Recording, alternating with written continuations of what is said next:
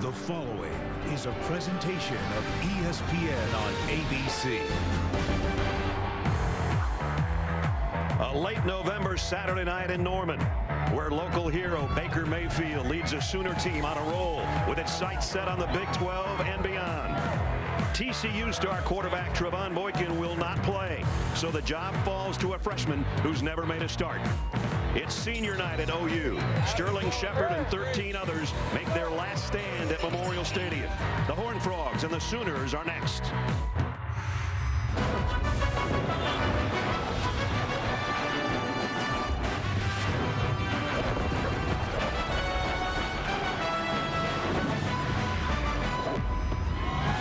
And we welcome you to Saturday Night Football on ABC, presented by Walmart. Oklahoma Memorial Stadium in Norman, and our matchup tonight in the Big 12, the number 18 Horned Frogs of TCU and the 7th-ranked Sooners of Oklahoma. As you take a look at the Big 12 standings, it's all still out there for Oklahoma State, Oklahoma, and TCU. Oklahoma State in action right now. We'll keep you posted on that game as we go through ours. And we welcome you to Norman, everybody. Brad Nessler along with Todd Blackledge. This is an Oklahoma team partner that has won 5 straight and done it in impressive fashion right now.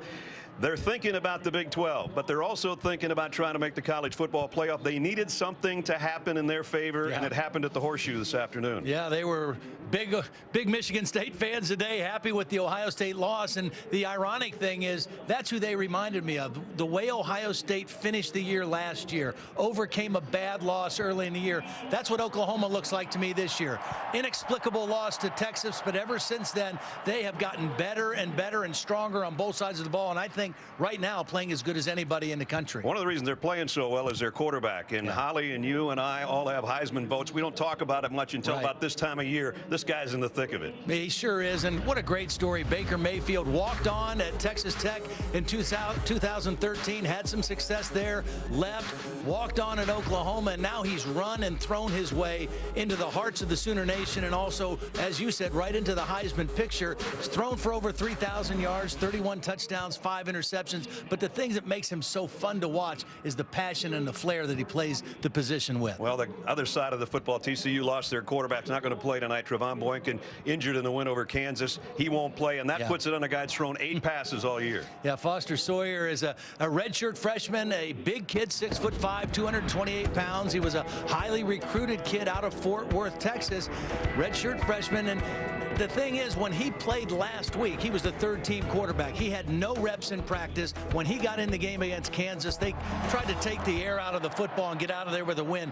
This week, all the reps. They won't be as conservative with him, but what a big stage to make your first start as a quarterback. These games always interesting between these two teams. The last 3 outings between the Sooners and the Horned Frogs decided by a total of 14 points. We'll see what happens tonight. We'll be back in Norman in a moment. The Nissan pregame rush with John Saunders and Mac Brown and Mark May is next after this message and a word from our ABC stations.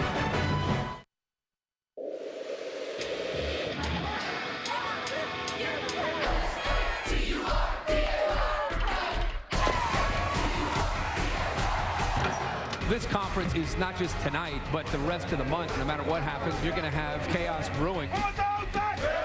TCU is a wounded duck. The good news is there's still time. Oklahoma is sitting in the driver's seat. The time is now. You know what day it is. Saturday Night Football in Norman. TCU and OU set to do battle. Before we kick it, we check in with Holly Rowe. Holly? Well, it's pretty remarkable. TCU at 9-1, despite an unbelievable injury year. Massive guys have gone down. 18 starters have lost a total of 88 starts this season, but none more important than Trevone Boykin, their quarterback. He is here on the sideline in sweatpants. He will not play tonight. I did talk to him, though, and he said, you know, I'm going to try to be the eyes and ears on the sideline and help Foster Sawyer, who's a redshirt freshman, in any way that I can. Sawyer did look pretty confident and comfortable during warm-ups. He throws a nice ball, had great touch and accuracy University warming up with his receivers. I did see one of his defensive linemen come over, give him a big hug and say, we believe in you. You can get this done in his first career start. But guys, one last challenge. The center for TCU, Joey Hunt, who has started 35 straight games, he's also out tonight. That's terrible. Just keep coming. That's terrible news, too. Boy, have the battery missing and your top receiver out. But still, this guy keeps getting it done. Gary Patterson, 15th year, they're 9-1. They're 6-1 in conference play. And on the other side, Bob Stoops, 17th year. And number 7 in the country and looking to move up. Oklahoma won the toss and they deferred. So Nick Hodgson will kick. Devontae Turpin and Kyle Hicks wait back on the other end. Well, right away, we're going to see that change at center, and I think that's going to be a big deal because last week in a win against Baylor, those two guys playing over the nose for Oklahoma really controlled the game right at the point of attack. Let's play ball. Line drive kick, and it makes the end zone. So they'll bring it out to the 25. And we'll get our first look at Foster Sawyer. I thought one of the most interesting things, I've never heard a coach describe a quarterback this way, but Doug Meacham said of Foster Sawyer, he's mentally twitchy. And when he explained that, he just said he processes things very quickly. In high school, he played in an air raid type offense, a very similar system, and he has the ability to play up-tempo, understands the offense very well, but again, a formidable task on the road against the best defense in the Big 12 tonight. Keep it on the ground on the first snap, and a short gain for Aaron Green, who's coming off a career game last week. He got 2 as we take a look at our Chick-fil-A impact players, and Aaron certainly one of them. We had a huge game a week ago, 177 yards on 30 carries. Eric Stryker is the heart and soul of the defense on the other side for OU, and Zach Sanchez leads the club with 4 interceptions. On 2nd and 8, trouble in the pocket. Charles Tapper drops. Foster Sawyer, first sack of the night and a loss of 4.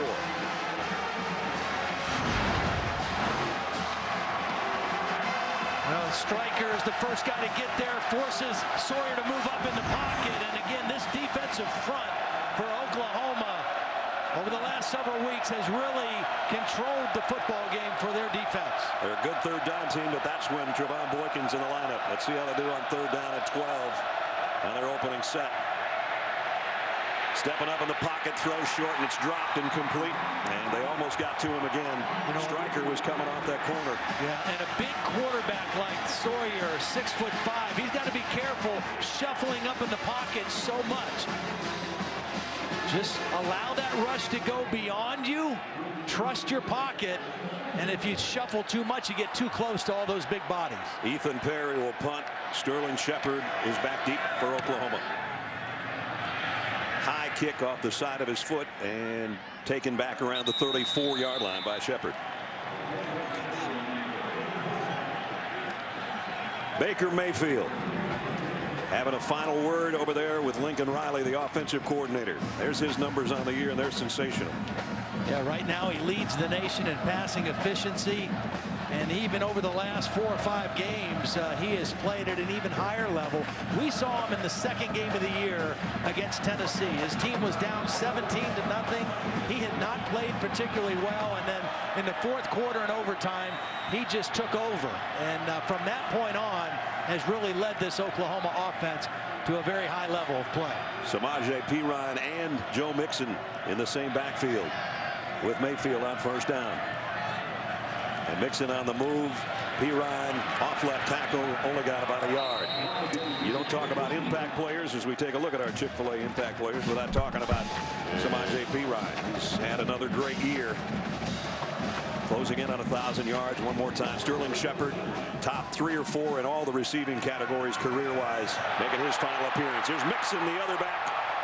And Mixon's got a first down. Well, they went tempo, and they kind of caught the TCU defense not completely set. Trying to communicate in the back end. They pulled the guard around Kasitai and get a nice block there for a first down. First down at the 49. Again, both backs in there. Mayfield wanted to throw. Primary receiver was not open, and now he has to throw it out of bounds hands, incomplete as Josh Caraway was giving chase. You can tell this guy just loves to play football. Caraway chases him halfway across the field, and he turns around, taps him on the helmet as if to say, nice rush. Well, he creates a lot of plays with his feet. You know, he's only 6 foot 6'1", so he's not your typical stand in the pocket, throw the football guy. He's actually more effective when he gets outside the pocket and uses his feet as well as his arm. 2nd down and 10. 4 receiver group out there for Oklahoma. He's going to keep it himself after faking it to Perine, and he barely made the line of scrimmage. Davion Pearson stood him up. Davion Pearson is one of 2 Oklahoma natives on this TCU football team. He's been one of those guys that missed some games with injuries, but a 4-year starter. This is his 38th career start, and a real powerful football player on the inside when healthy. Played at Millwood High School in Oklahoma City, just down the street. 3rd down and 10. Oklahoma 46% on their 3rd down conversions this year, which is 4th in the Big 12. Mayfield has plenty of time, throws a strike, complete, 1st down, and it's Jarvis Baxter. And Baxter's got it to the 35. Well, good protection first and foremost. Mayfield able to see the whole field and hit Baxter for the 1st down. And TCU, the best 3rd down defensive team in the conference, they give one up there. On 3rd and 11, they got 15. Now back to the ground game. Perine straight ahead, about 4. Bryson Henderson brought him down. So Oklahoma's drive has taken them down inside the TCU 35. We talked about the improvement in this Oklahoma offense since the Texas loss. The emergence of their offensive line getting better in the run game, really taking off the last 5 weeks. Play action. Mayfield rolling and fires long to the end zone and too far. Intended for Sterling Shepard. The first 5 games of the year, Oklahoma was running for 144 yards a game. The last 5 games, it's been 284 yards a game as you take a look at the comparison. And that just makes a huge difference. The balance that this offense has now, 5 games in a row, over 500 yards, and great balance run and pass. They picked up 3rd down last time on 3rd and 11. They've got 3rd and 6 here.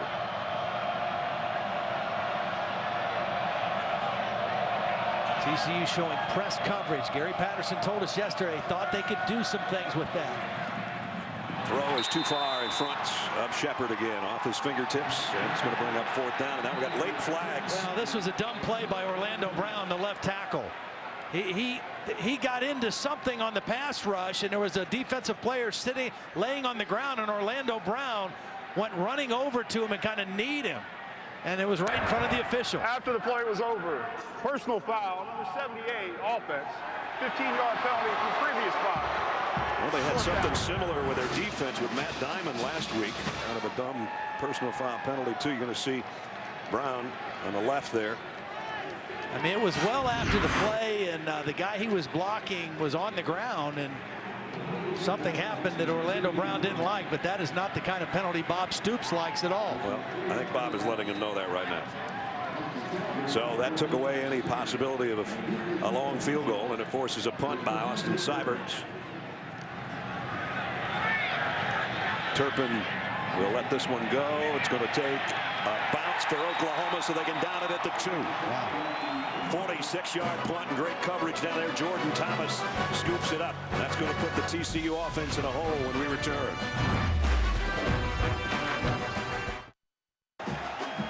Talk about all the injuries that Gary Patterson's team has had, not just Jerron Boykin, but his #1 receiver as well. He was having a sensational year. Josh Doxson, 79 catches, over 1,300 yards.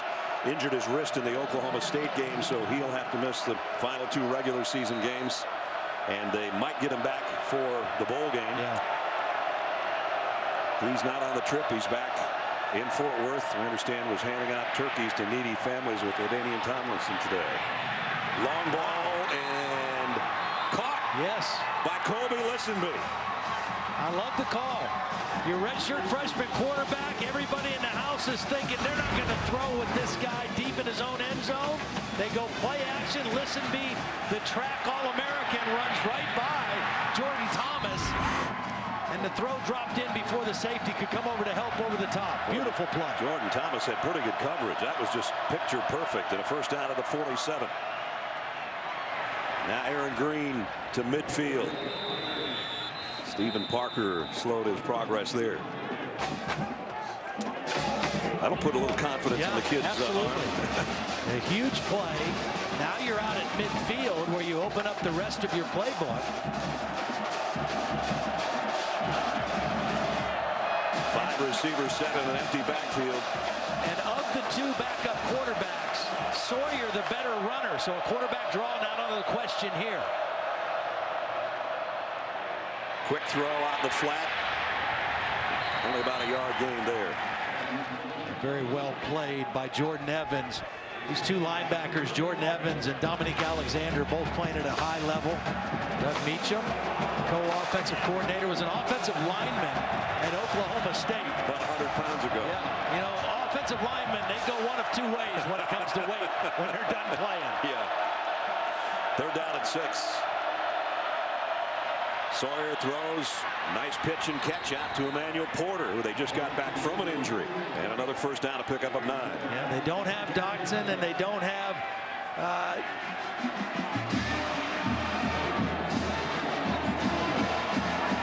Jawan Story, another big receiver, but they do have Porter back. This time he's just going to run, get what he can, get out of bounds. Looks over to the sideline again, and as Todd said, he's quick to recognize what Doug Meacham wants to call. They send him the plays from the sideline, and he says he puts it together very quickly. Yeah, and they don't think Oklahoma's defense handles tempo all that great. That's why they want to play fast. Going to go long again. Got the sprinter again. And he's got him again, and it's a touchdown. Perfect throw to Listenby. 37-yard strike. Last week, Jordan Thomas was singled up on Corey Coleman, Baylor's great receiver, and held him to 3 catches for 51 yards. 2 times on this drive early in the game, they've gone after Jordan Thomas with Listenby, and 2 huge plays and a touchdown for TCU. Shocked the crowd here in Norman. They went the length of the field, 97 yards in 6 plays. Well, he had a touchdown pass on his only completion a week ago. Foster Sawyer, not too big for the moment right now. 37-yard touchdown, and the Horned Frogs in front, 7-0.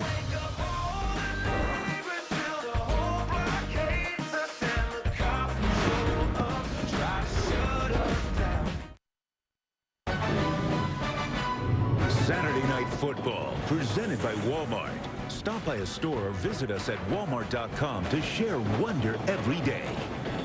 Nissan, premier partner of the Heisman Trophy. And Northwestern Mutual, proud to be an official corporate partner of the NCAA. Nissan Heisman House Tour made a stop in Oklahoma today. Fans got a chance to take a photo with the trophy and meet Oklahoma Heisman winners Billy Sims and Jason White. Heisman House Tour rolls into South Carolina for their matchup with Clemson next week. I imagine Jordan Rodgers will be there.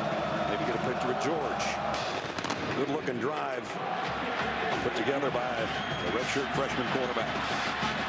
And Oklahoma on the kick return, running out of real estate on the far side, Joe Mixon, but he did get a nifty move up the sideline as we take a look at tonight's AT&T Strong performance. Well, Gary Patterson said they had some things saved. This formation causes some confusion. Look at these defensive backs all looking at each other, trying to figure out what to do against this formation. And as the ball snapped, Jordan Thomas looks back, not sure if he has help over the top or not. And the formation fooled the Oklahoma defense, which has played so well and not given up many big plays. They got the big play with a different looking set. Todd, those 2 throws by him to Listenby couldn't have been any better. No, beautiful. Oklahoma second set now offensively at the 28.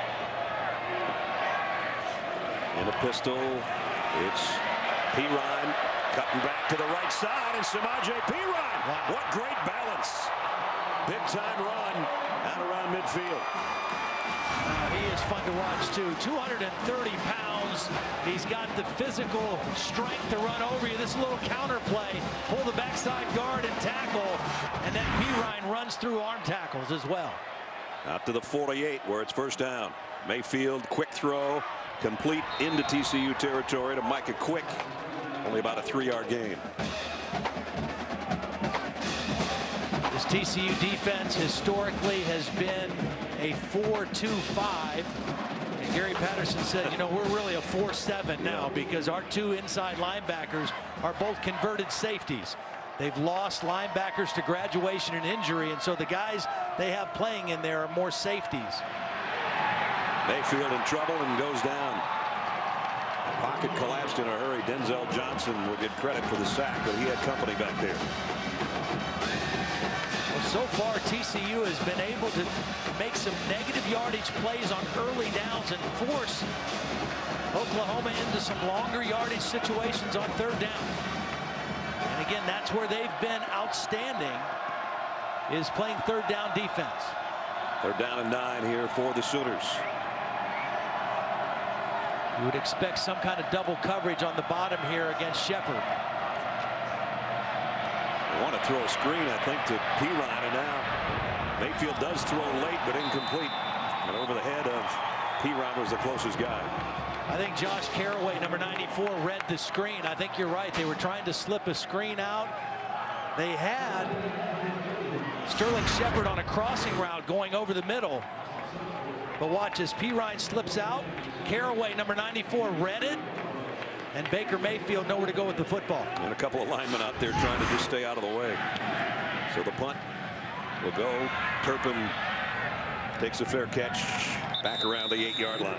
7:50 remaining first quarter. TCU with the ball back and a touchdown lead when we return.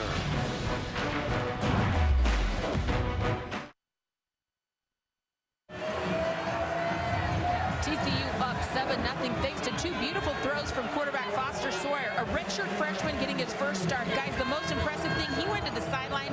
No celebration. He got right in his wide receiver's grill, had a little meeting with them. He was cool and confident. The command this kid just showed on the sideline tells me he is comfortable on the field right now. Yeah, he had completions of 44 yards and then 37 for the touchdown. Now they start their 2nd straight series inside their own 10-yard line. And they get out to the 11.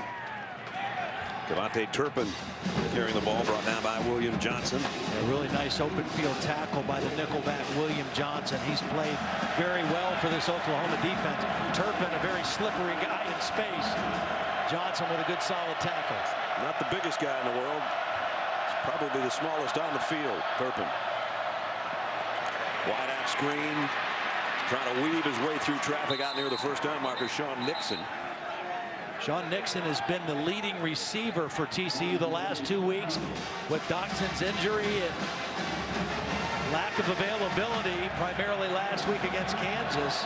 Last 2 games, 15 receptions for 224 yards. Direct snap. Aaron Green at the first down. Nice little twist again. You know, one of the things that they miss without Boykin is not just a guy who's throwing for over 380 yards a game, but all-purpose yards. He's a runner. So much of the TCU offense, quarterback runs. And now this is Nixon again taking the direct snap and only back to the line of scrimmage. So Green and Nixon in the backfield, and finally you see the quarterback backpedal back into the picture.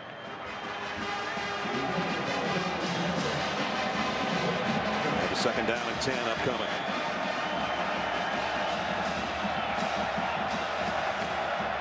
A lot of shifting going on out there for the Horned Frogs right now. You see Teron Boykin trying to get some direction into the freshman quarterback right now. Boy, this is there's 10 on the play clock, so they're going to get this off, I guess. Here comes a blitz from the Sooners. And he's just got to throw this one before he wanted to. Short game to Nixon again. And a nice job in the secondary by Zach Sanchez. Good awareness, though, by Sawyer, knowing that pressure was coming. Eric Stryker was the guy coming unblocked from the edge. And Sawyer knew it, he felt it, and got rid of the football. They didn't gain much, but it could have been a real disastrous negative play as well. And the crowd is trying to help out the Sooner defense here. 3rd down and 8. 4 wide receivers to the bottom of the screen. Another different look for this TCU offense.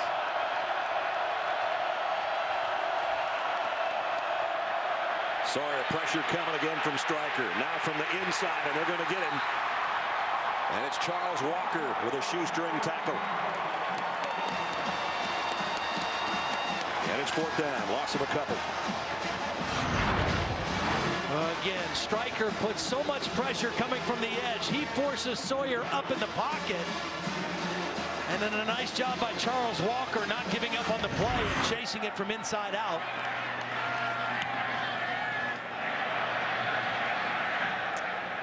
Shepard's got to let this one roll. And it goes about another extra 10 yards before it's down by TCU. TCU with a touchdown lead here. Let's find out what else is going on. We head to the studio. Cassidy Hubbard for the first time. Cassidy? Thanks, Brad. Dr. Pepper Championship Drive update. Baylor had 295 yards of offense in the first quarter. And to start the second quarter, they scored their 3rd touchdown of the game. Devin Chafin puts the Bears up 21-14 over unbeaten Oklahoma State. Back to you guys.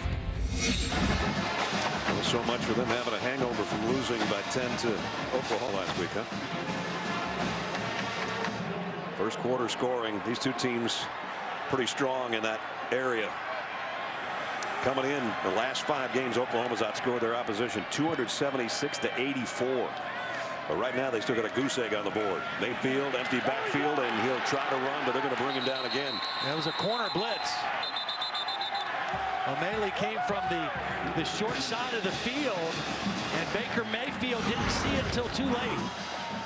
Watch the top of your screen. Corner blitz, and he goes around the tackle, and Mayfield tried to slip underneath it. Another good early down negative yardage play by this TCU defense. 2nd down and 12. Perine straight up the middle. Gets it to the 45.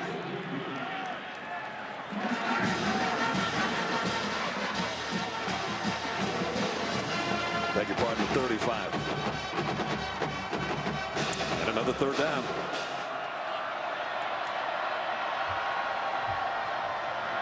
Four wideouts.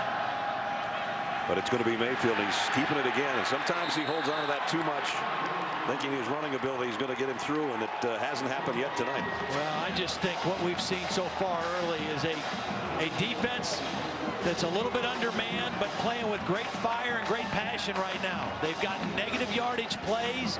They've forced Baker Mayfield into some tough situations, and they've come up with some 3rd down stops. So Seibert's got a kick again.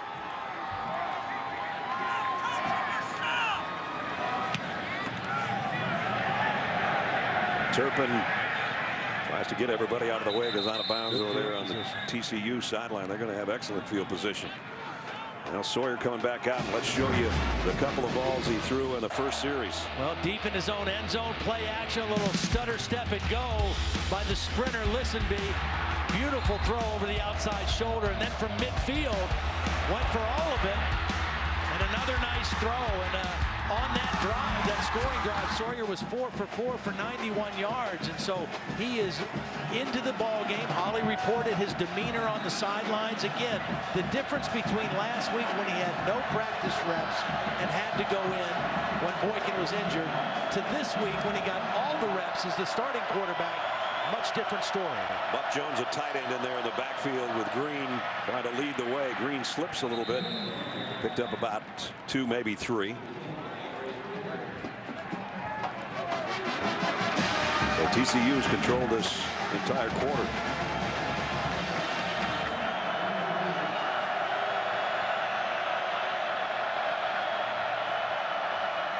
They flip it to Listenby. Cuts back up the middle. Stryker tracks him down at the 40. And they'll bring up 3rd down and about 5. I think the other thing that's worth mentioning for TCU that's holding up, Austin Schlottman, who's in there as the starting center in place of Joey Hunt, is doing a fine job. He's holding his own in there. And that's a key loss. Not only a guy who started a lot of games, but makes all the protection calls in this TCU offense. 4 wideouts to the bottom of your screen again for Sawyer. Empty backfield, looks right, throws a slant that's jumped down and picked off by Sanchez. That's his 5th interception of the year. Well, guys who are great interceptors in the backfield usually have great anticipation. Sometimes they gamble, but that's what makes them those kind of players. Sanchez read the route and jumped it. He jumped in front of the intended receiver, Emmanuel Porter. Porter, this is his first game back from injury. He was a little hesitant on that inside cut, and Sanchez just beat him to the spot and beat him to the football. First mistake by the freshman. He had his eyes on that receiver the whole time, and Sanchez read it beautifully. Gives it back to the Oklahoma offense in TCU territory. Again, I don't know that his receiver helped him very much on that play, but beautiful play by Sanchez. Dimitri Flowers in the backfield with Mixon. And Mixon goes the other way, broke 1 tackle, but he only gets back to the line of scrimmage as we check in with Holly. Well, the most impressive thing is Sanchez has been nursing an ankle injury. He's missed several games. They really weaned him in practice this week. He didn't practice Thursday, much Wednesday, so really great instincts by him for a kid who didn't practice too much this week. The 15th interception of the season by the Oklahoma defense. Mixon coming right this time, and he's got some open space, and he's got a first down. 11-yard pickup by Joe Mixon. Mark Andrews with a good block out in front. Andrews is a tight end slash receiver, a big body. This is the outside zone play, and there's Andrews, number 81, out blocking in front, down the field. Sooner first down at the TCU 32. Just over a minute remaining first quarter. Mixon stays in there, gets the call again, and might have another first down again. Now again, this last 5 weeks, this Oklahoma running game has kicked into a different gear. 284 yards a game. A lot of times we see both Mixon and Perine in the backfield together. You also have Dimitri Flowers, who can line up as a fullback, who's in there now. TCU is going to take a timeout. Going to catch their breath a little bit because Oklahoma's got something working here with 56 seconds remaining in the quarter.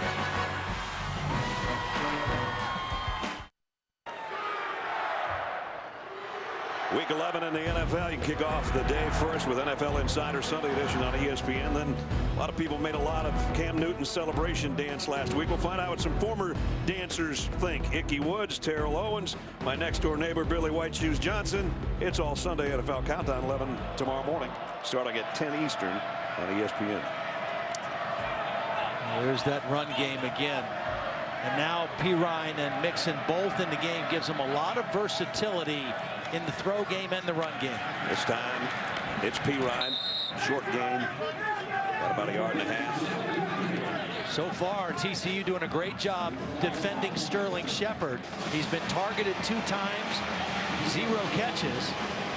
He had a huge game against TCU last year. 7 catches, 215 yards, and a long touchdown. Coming off a 14-catch game in the win over Baylor, which was 1 shy of his own school record for a single game. Play action, there he is! Sterling Shepard right on cue. Touchdown, Oklahoma.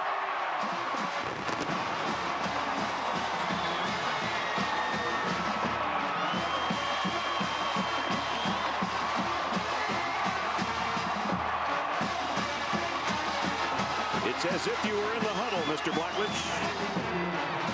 Well, the play action is what helped him. It was a good play action fake by Baker Mayfield, and that affected the safety and made it an easy throw for the touchdown. You talk about good play action. We're going to show you again. It was great play action. Watch this guy get fooled by the play action. As soon as he moves up here, this becomes wide open for the touchdown. Great fake by Baker Mayfield. The safety commits, and Shepard runs right behind him for the easy touchdown. As soon as he got through that play action, he pulled the trigger in a hurry, and it was right on the mark For Sterling Shepard, his 10th touchdown catch of the year, and for Baker Mayfield, touchdown throw number 32. So 43-yard drive in just 5 plays. Took him a minute and 35 to find the end zone. Really interesting, the personality of Baker Mayfield.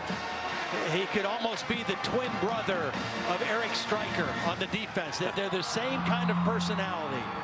High motor, very passionate, very emotional guys, talking all the time, full of energy, and they really affect the rest of this football team. Mike Stoops told us, the defensive coordinator for Oklahoma, he said, everything Baker is for the offense, Eric is for the defense.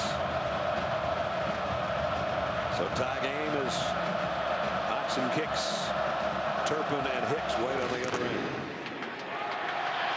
And this won't be returned. So they'll take a knee. We'll bring it out to the 25, and we'll send it out to Cassidy for another update.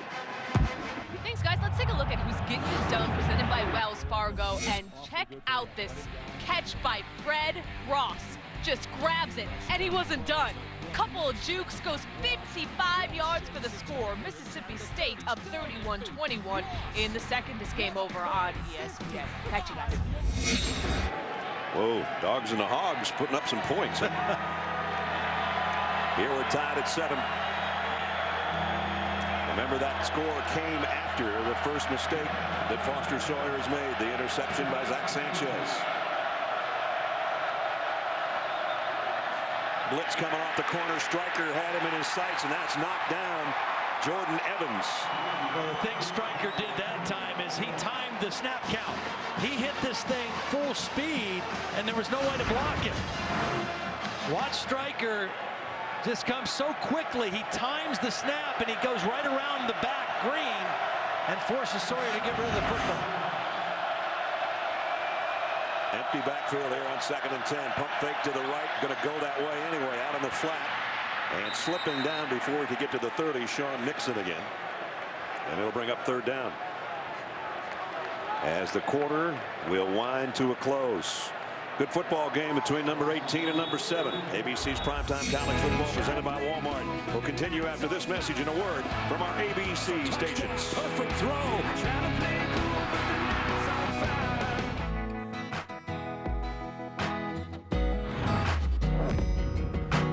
I'm sure you do every college football Saturday. Put one game on the big screen and another on your computer, your tablet, or your smartphone using Watch ESPN. Just download the app or go to watchespn.com. Brad Nessler, Todd Blackledge, Holly Rowe, our ABC crew in Norman to start the second quarter. Tie game between the Horned Frogs and the Sooners. The 3rd down and 6 right now for TCU. Pump fake, long ball down the middle, and that one's almost intercepted as well.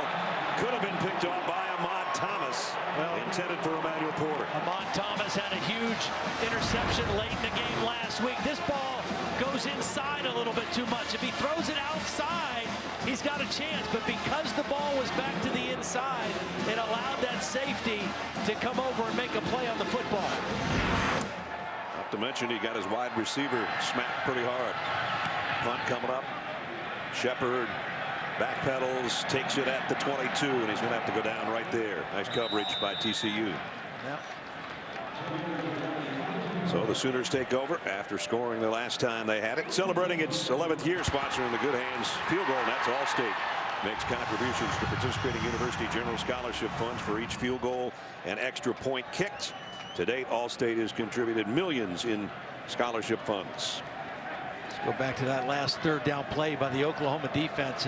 The biggest difference in their defense this year from last year. Last year they were very good against the run, horrible against the pass, 117th in the country in pass defense. This year they're much more balanced on defense. They're 21st in the country coming in total defense. Pretty solid in both phases. Play action. Mayfield rolls to his right. He's got a lot of green in front of him. He's going to take what he can get. Little stutter step to get an extra yard or 2. And out of bounds after a 1st down run of 12. A late flag on the opposite side of the field. And the body language on the Oklahoma sideline doesn't look like they like what's going to get called here. It was completely away from the play. A wide receiver and a defensive back tangled up in some way. Alan X, our referee. It was Dede Westbrook and Corey O'Malley that were tied up.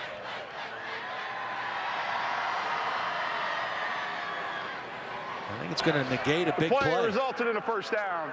After the play was over, personal foul, number 11, offense. 15-yard penalty. It's 1st and 10.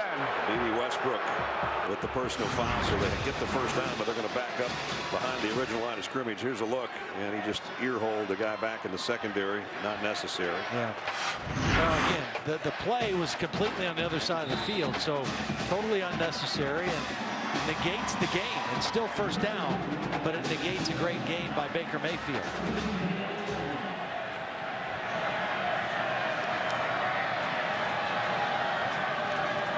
Back at the 19, play action again, pressure coming. Has to throw on the run and did complete it to Deron Neal. Pick up of 8, they got some of the penalty back.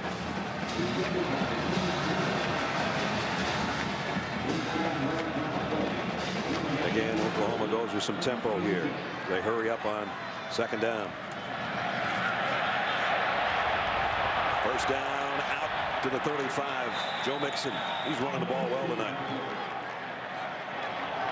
They're both physical backs. Mixon is 6'1", 217. Perine a little bit bigger at 5'10", 230, but they both have the ability to run physical. And when you play with 2 tailbacks in the game, they have to block for each other. Nice job by Perine, lead blocking on that play. And this is why they like both backs, because Mixon can flank out as a wide receiver. That's where Mayfield was looking, but now he saw a big hole on the left side. And not only did he not go down, he's still running down to the 35-yard line. A lot of quarterbacks would have hit the deck. He put a little move on the safety back there, and he got 30 yards on the run. When you empty the backfield and spread the defense, it opens up running lanes for the quarterback. Little inside twist by the TCU defensive line, and a big open space for Mayfield to run in. All the way to the 34-yard line. Comes up throwing again on first down. Maybe. And he got away from the rush. Still doing a dance in the backfield. Got a big-time block. And then he got hammered at the 40, and he is still down. And he's getting up, though. He lost 6 after all of that, and there's a flag at the end of the play. His ability to extend plays. He runs around back there. A lot of times, some of the stuff he does reminds me of Johnny Manziel, the way Johnny used to play. Extending plays, buying time. I think also sometimes with his lack of height, he doesn't see things in the middle of the field as well, and he has to move to get out so he can see. He is feeling the effects of that hit at the end of the run. Personal foul, targeting, number 42, defense. 15-yard penalty to the end of the run. Automatic first down. The play is under review. This is, again, a position that they can ill afford to lose. Ty Summers, number 42, the linebacker, at the end of this play. Again, Mayfield scrambling, buying time, extending the play. And at the very end, you can't lead with the crown of your helmet. And it looks to us like he did. And right to the back of Baker Mayfield's helmet, in fact, and that's why you saw him still closing his eyes as he was driven into the turf. And if this holds up for Ty Summers, it'll be an ejection. Tom Robinson's the replay official. Bill LeMonnier is our official with us in the booth. Bill, what do you think? Well, you hit it on the head. Actually, it could have. After review, the ruling on the field is confirmed. Number 42 is disqualified. You've got both rules, 913 and 914, for the crown of the helmet, and you had a runner who was on the ground, so he's defenseless. So either way, this was going to be a confirmed targeting call. Well, definitely the crown of the helmet. I don't think Baker Mayfield was on the ground yet. I mean, he was heading that way, but yeah, that was a pretty easy one for him to call, and a huge blow for this TCU defense. Summers started the game a more physical linebacker at 6'2", 230 pounds to offset the running game of Oklahoma. Now they're back to those little guys, the converted safeties, playing on the inside of this defense. I would expect Oklahoma to run right inside. These two guys are safeties, not built like linebackers. First down at the 25. And Mayfield had it batted back. Knocked back in his face by Caraway, the defensive end. You know, I think that was supposed to be a run, and Baker Mayfield just went ahead and threw it because the right tackle, Drew Samia, was down the field. He was about 15 yards down the field blocking when that ball was thrown.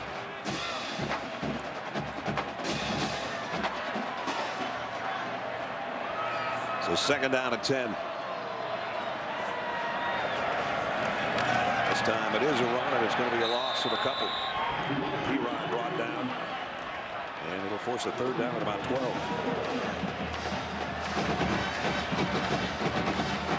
The TCU defense, so many guys that have, as you see, made their first starts of the season. Well, they've played 30 freshmen, 15 true freshmen, 15 redshirt freshmen. The good news is their best team might be the team that plays in the bowl game, and then next year they'll have a lot of guys with experience. But down the stretch of the season, it's pretty tough. They've had 23 injuries. Tons of missed games by starters. Mayfield again scrambling around. I don't know how he gets away sometimes, but he did again. And Mayfield on the run. Inside the 20, doesn't get a first down, but what a magical run again. All of that for not a big gain, but a lot of excitement. But that's what endears him to his teammates. They see him make plays like this, and his willingness after taking a shot to the head to come back and tuck it and run again, even though he doesn't get the first down, that just makes his teammates and his offensive linemen and receivers want to play that much harder for him. And just that 8-yard gain sets up his field goal kicker for a shorter attempt of 35 yards by Seibert. And the kick is up and good. So they're still checking out their quarterback over there on the sideline. But he has given his team the lead by putting the field goal team out there. 10-7 OU. Aerial coverage provided by Goodyear. Everything Goodyear has learned making tires that go the distance inspires what they roll into yours. Goodyear, more driven. That last drive, 60 yards, 9 plays. Baker Mayfield did a bunch of it with his legs and set up Seibert for the 35-yard field goal to take the lead. And other than that one drive where Foster Sawyer hit the 2 long passes, this TCU offense has not been able to get much going. It's 2 weeks in a row now.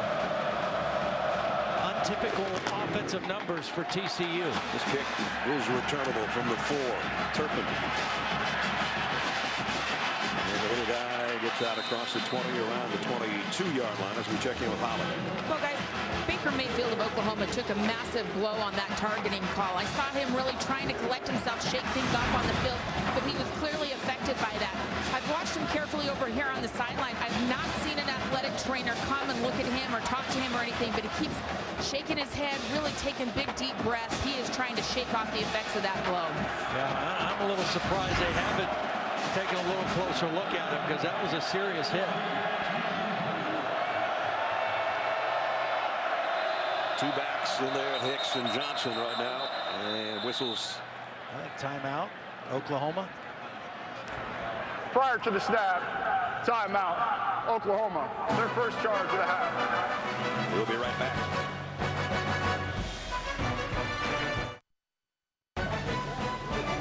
Saturday Night Football presented by Walmart. Brought to you by Aflac. Buick, proud partner of the NCAA.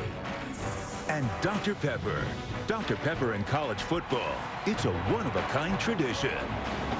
Senior night here at Oklahoma. 14 guys out there making their final appearance here at Gaylord Family Oklahoma Memorial Stadium. Always an emotional time for a lot of those guys. Some will have the opportunity to go on and play pro football. Some are down to the last 2 or 3 games in their college career. Last home game tonight. First down TCU. Their offense has been ineffective other than those 2 long passes by Foster Sawyer. And he wants to go deep on another one. This might be a jump ball on the other end, and it's intercepted by Zach Sanchez, second of the night.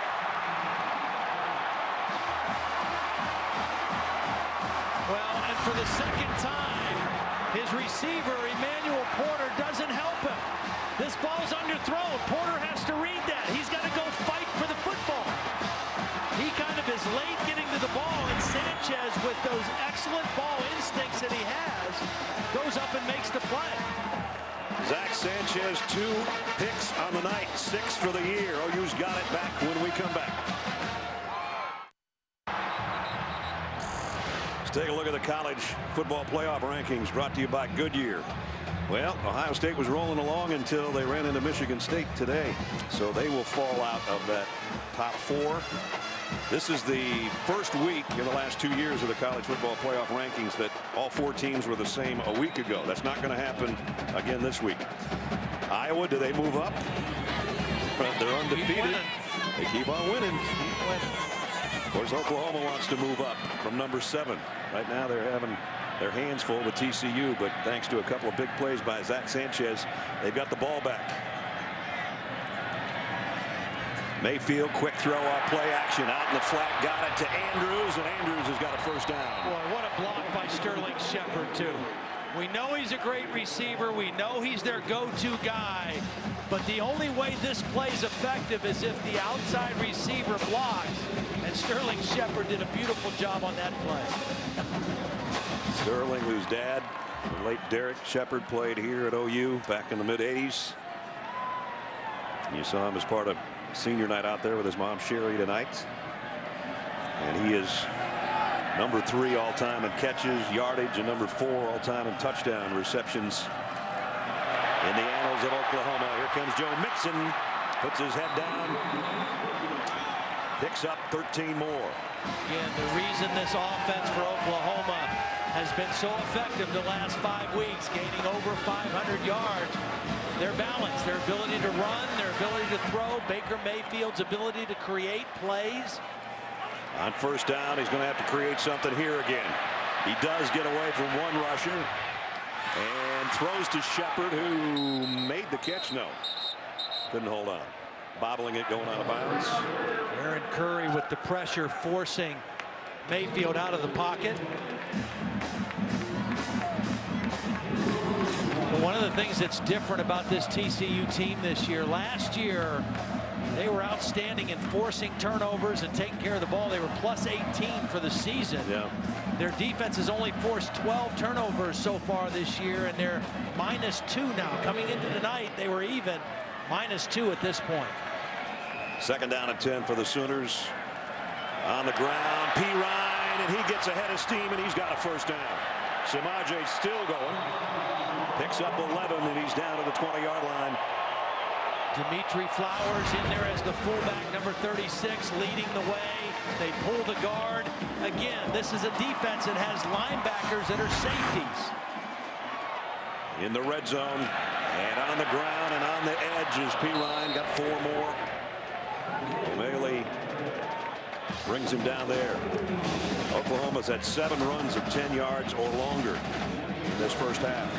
Just don't think this TCU defense can hold up on the inside against the run game, the big line and the physical backs of Oklahoma. They've worked it down to the 16-yard line. They're going to keep hammering it. Here's Perine again. He only got a yard, but whoever made the tackle had to pay the price, I'll tell you that. Aaron Curry was the guy, as a matter of fact. He had a big game last week against Kansas. He's a transfer from Nebraska. Started 8 games at Nebraska back in 2013. This would be a big third down stop if TCU can come up with one. Third down and a long 4.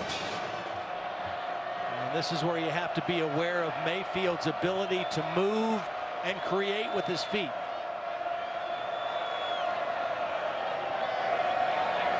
Baker's going to move Perine over to his right.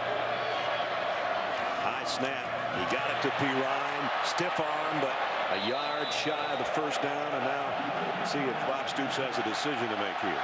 Well, that was a good tackle by Travon Howard.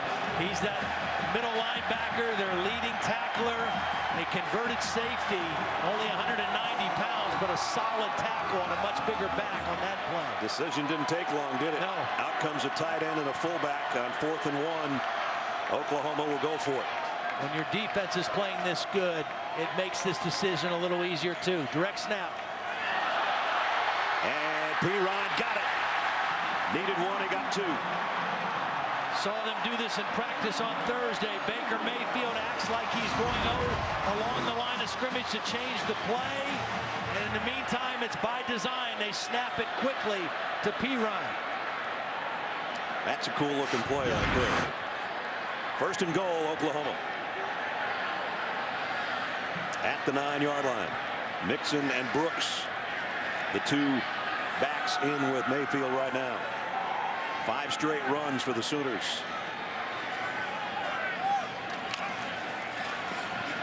Make it 6. This is a quarterback heading to the edge. Got away from one at the 5, and a flag is down.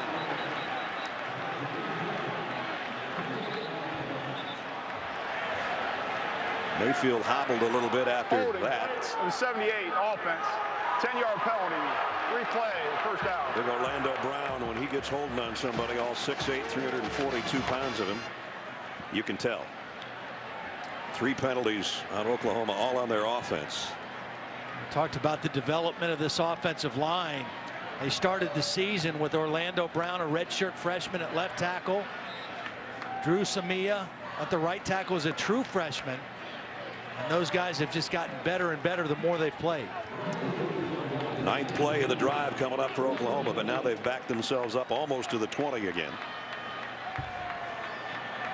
And now we see 4 wideouts in there for Baker Mayfield.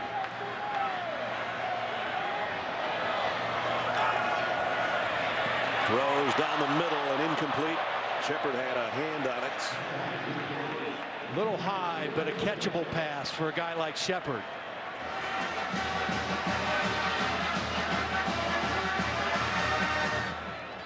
Shepard's been targeted 6 times, just has 1 catch, but that was an important one. 21-yard touchdown. 2nd down and goal at the 19.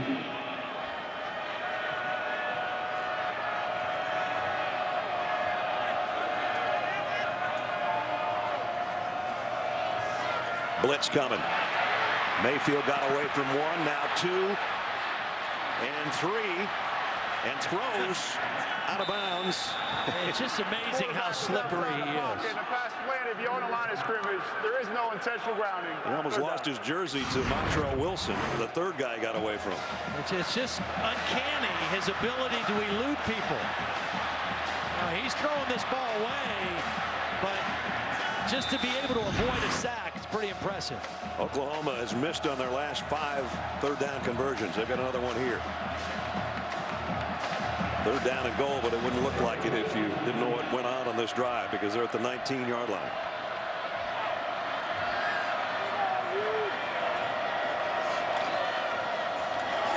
They're going to play it safe, and Mixon gets it to the 15 so they can bring out the field goal unit. So they had a 4th down conversion on this drive. Looked like they were going to get down and maybe get 7 out of it. They're going to have to settle for the field goal try. Well, good stop. Yep.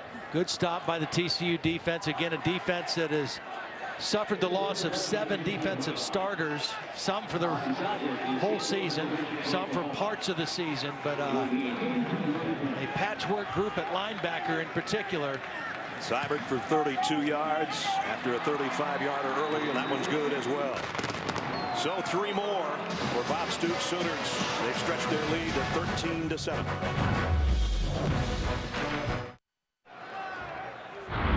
Let's take a look at our Pacific Life game summary.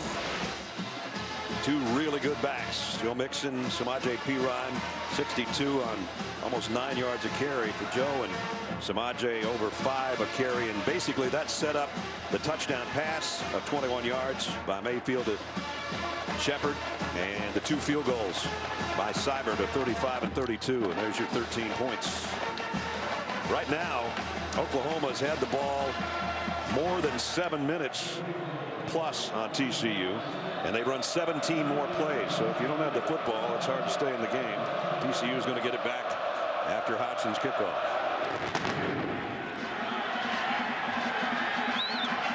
Turpin from the wall. A little guy trying to get to the edge and won't. Let's check in with Holly.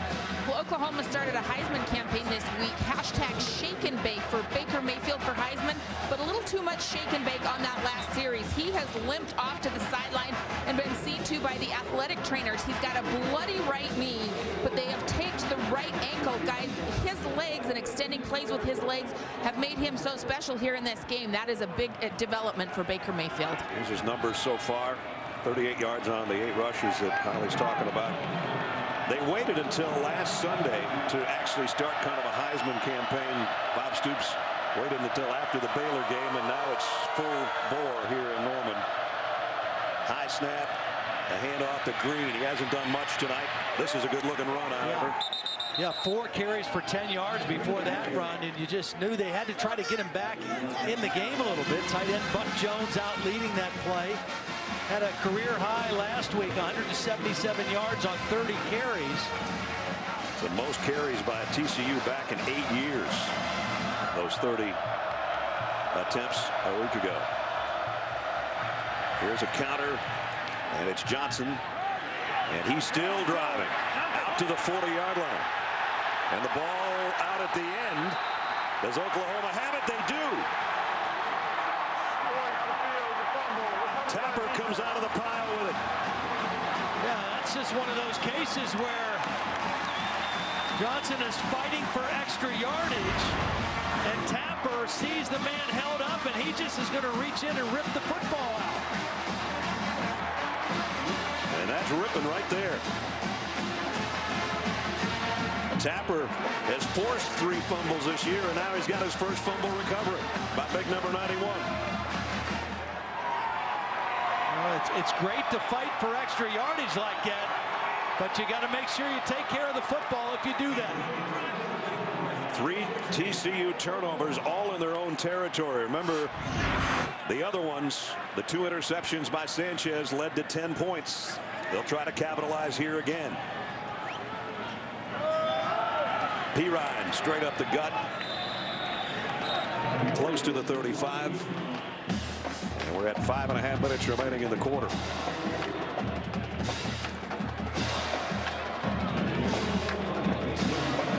Again, Oklahoma taking their time a little bit. Everybody at the line, though. We don't see huddles in this game between these 2 teams. We talked about the turnover margin, and -3 tonight. Here's Mayfield going deep to the corner. Caught. Westbrook, touchdown.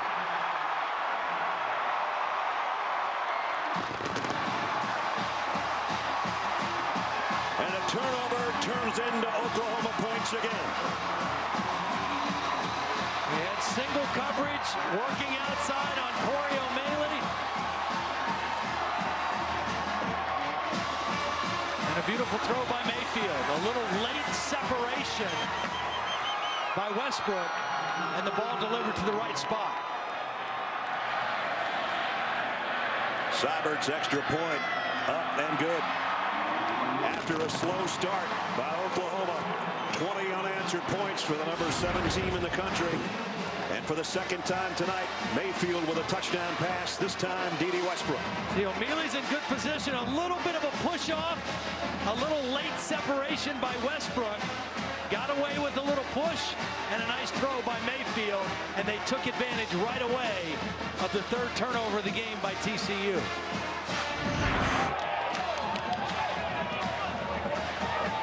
For Dede Westbrook, his 4th touchdown catch of the season.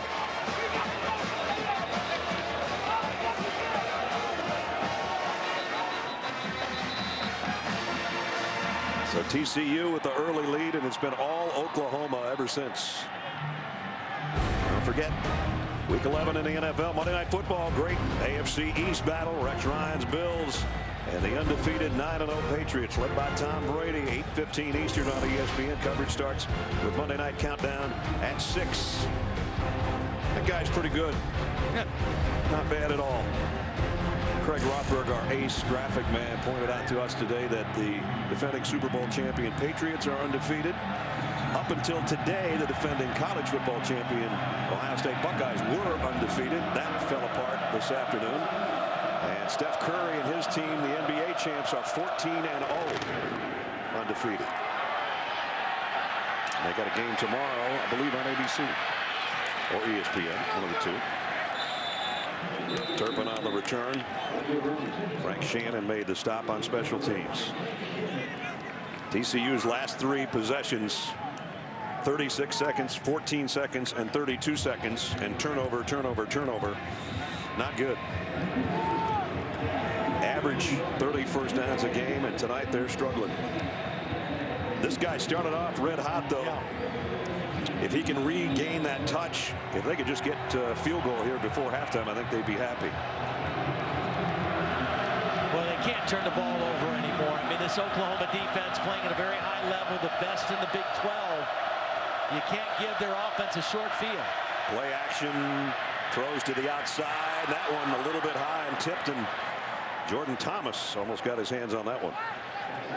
Again, the difference with this Oklahoma defense, I think Jordan Thomas, his emergence. Last year, Sanchez was a proven guy.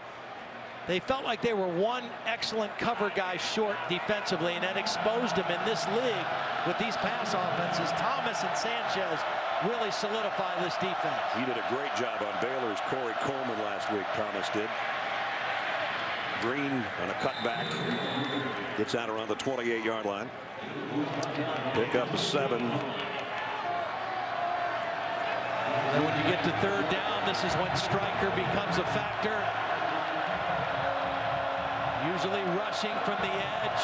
He's kind of a tweener. You know, doesn't project at a particular place in the NFL at 6 foot 222. But he is a baller. I mean, he's a guy that has a nose for the football and makes plays. Here he is right here. Third down and 4. And we have a timeout taken. Timeout, Oklahoma. Their second charge of the half. 30 seconds in line. 30-second timeout with 4:18 remaining in the half. Now the next college football playoff top 25 ranking show presented by Chick-fil-A is coming up on Tuesday night. Your chance to see the top 4, the first 2 out, and the rest of the rankings all revealed live with Reese and the guys. Tuesday, 7 o'clock on ESPN. You wonder how far Ohio State will fall after losing to Michigan State today. And number 4 through 7, Notre Dame, their best win, Navy. 11-0 Iowa. Wow. And Oklahoma State right now is having trouble in their game. And of course our game here, 20-7 OU in front right now. Big third down for TCU just to try to keep something going here. They haven't had the football enough in this half to make much happen. Direct snap coming up. They fake the end around, and it's Nixon, and he's got the first down. Good tough run by Nixon. Picked up 7. Really a versatile guy as far as a receiver and a running back. Quarterback stays on the sideline. They're going to keep going with this. He's going to throw it as far as he can. And almost intercepted, or did he hold on? No, but they're going to draw pass interference. You know, this is a pretty good idea by TCU. When you take the quarterback off the field, you certainly expect it to be a run. Number 15, defense. 15-yard penalty and an automatic first down. Sanchez, who has 2 interceptions on the ball game, expecting run with the quarterback on the sideline and just got beat. Well, there it is. Grabs the jersey. Yep. That's an easy call. So first down, and Sawyer comes back in at quarterback. The ball just shaded into Oklahoma territory. Sean Nixon looks like he's a little bit hurt on the sideline. And Green got 5 or 6. By the way, the previous carry by Aaron put him over 1,000 yards on the season. So he's up around 1,006 or so. Having an excellent year. Sawyer throws to the outside into traffic. Got away with one there. Oh, boy. I mean, first of all, the ball's in the air a long time, throwing from the right hash to the left sideline. And there's two Oklahoma defenders over there, Jordan Thomas and Eric Stryker. This has bad written all over it. He's one of his last 7.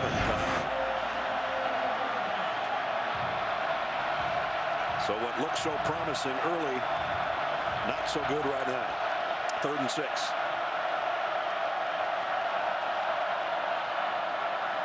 Looking at that 3-receiver side, and now in trouble, scrambling around. Can he get to the first down marker?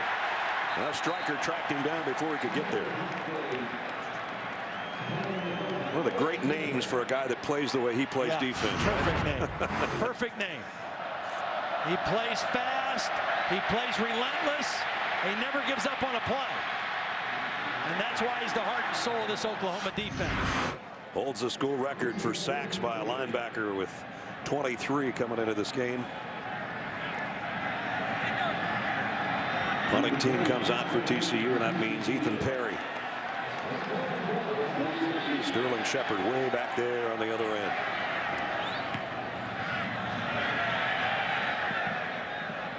And takes the fair catch around the 14-yard line with 2:44 remaining in the first half. Let's check into the studio again with Cassidy. All right, thanks, Brad. Taco Bell studio update. Brandon Allen with his 15th TD pass of the game. This one to Hunter Henry. Arkansas with 21 unanswered points. They now lead Mississippi State 35-31. This game over on ESPN. All right, thank you, Cassidy. 2:44 remaining. This is the lowest point total for TCU in a half since the West Virginia game a year ago, and they actually came back and won that game. So I guess there's hope, but they had Trevon Boykin out there throwing it around at that point, and he's over there in sweats and a stocking cap. And throwing it around to Josh Stockton, too. They're missing some big-time players. You're not kidding. And here's Baker Mayfield keeping, going down at the line of scrimmage. No gain. Terrell Lathan in on the stop. I think the TCU defense in this first half has played some outstanding football. Their offense has turned it over 3 times. They've made a lot of good plays. You just wonder how much they have in the tank. Yeah. If their offense can't sustain any drives and give them some rest, this running game will wear them down. Perine again somehow kept his balance in the backfield. Almost had his knee go down, put his hand on the turf, and picked up 11 yards. Boy, for a guy that weighs as much as he does a nice job keeping his balance and picking up extra yardage. Mayfield comes up slinging, and Shepard took himself out of that play. 8-yard pickup the way it is. Under the 2-minute mark, and Oklahoma going now at a pretty good pace, trying to get more points before halftime. On 2nd and 2, Mayfield fires again, a slant behind his intended receiver, and that was Sterling Shepard again. Now they got 3rd down coming up. Don't forget, stick around for Capital One halftime report. John, Mark, and Mac will be along. All the scores and highlights from a busy day in college football. I got to find out if Mayday is starting to gain a man crush on Baker Mayfield. I said before the game that he's the only guy that didn't have one so far. I know you're listening, Mark. 3rd down at 2. And that one's on target. 1st down. Pick up a 7. Well, when you have a favorite receiver, you just know he's going to be exactly where you want to put the ball, and that's what these two guys have. Yeah, tight window there, right in between defenders. And now Samaje Perine flag down. Nice stiff arm. Flag down in the area where there might have been an illegal substitution.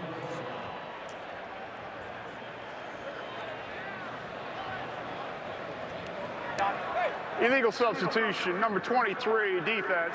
12 player did not get off the field before the snap. The penalty is declined. The play resulted in a 1st down. So they take the run, and it's out to midfield with a 1st down. Right on the midfield stripe with 1:21 remaining in the half. We talked about TCU, how much they would have liked to got a field goal right before halftime. At this point now, with the ball at midfield, they got to hold on here. They can't afford this game to get out in front of them any more than it is right now. 178 yards on the ground right now for Oklahoma in the first half. Mayfield runs out of trouble, gets by a couple of tacklers and falls forward for 4. Somebody's playing without a shoe. I think it's Mayfield. I think he's missing his right cleat. Actually, I think it's defensive tackle Davion Pearson. TCU, their second charge of the half. You're right. Davion Pearson.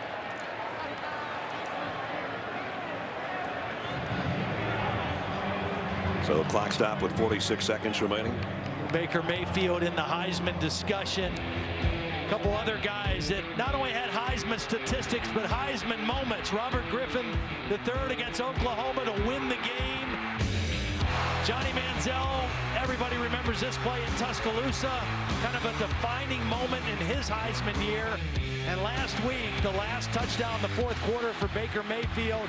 Dimitri Flowers snuck out of the backfield.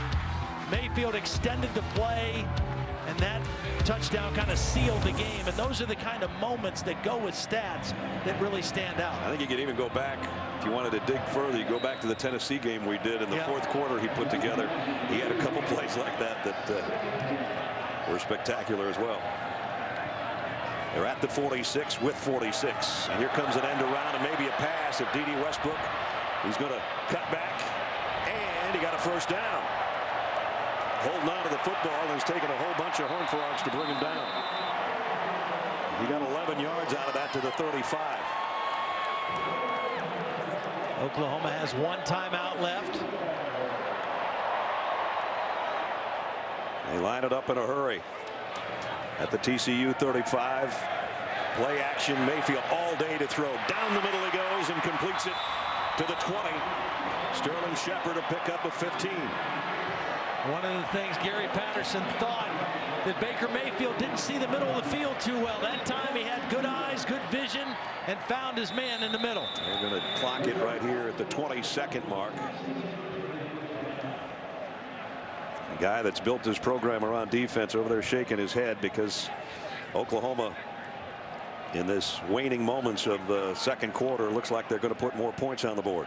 Well, it's the run game. The run game wears you down. You know, the passing game makes you tired, but the running game is like getting punched in the stomach. Yeah. And when your defense is on the field this much and a half, it just takes its toll.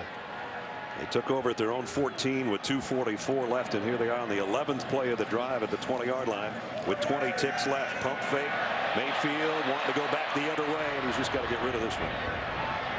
Aaron Curry again had a hand on him. Quarterback was outside the pocket. The pass landed beyond the line of scrimmage. There is no intentional grounding. Thank you, Alan. Alan Eck, our referee. So it's 3rd down and 10. Already, Austin Seibert has hit 2 field goals in this game, and it's well within his range right here. But they still got one shot if they want to take it. The good news about having a safety playing middle linebacker for you, Traven Howard, number 32, is that if he has to move out and play pass coverage like he's going to on this play, he's pretty comfortable. Mayfield, quarterback draw. Now he's going to think about throwing it. They might have guys downfield. It goes to the end zone to Mixon, and he couldn't hang on. And it's 4th down. Good stop by the TCU defense. They could not afford to give up another score. They force him out of the pocket, and that's a good throw. I mean, you can't make a better throw on the run under duress. Mixon just not able to make the catch. Seibert's hit from 35 and 32. This one's going to be from 37. They try to make it 23 straight points by the Sooners. Austin Seibert kick on the way, and it hung in there just enough. At the end of the second quarter, 37-yard field goal makes it 23-7. Halftime here in Norman. Capital One halftime report. reports coming up after these messages.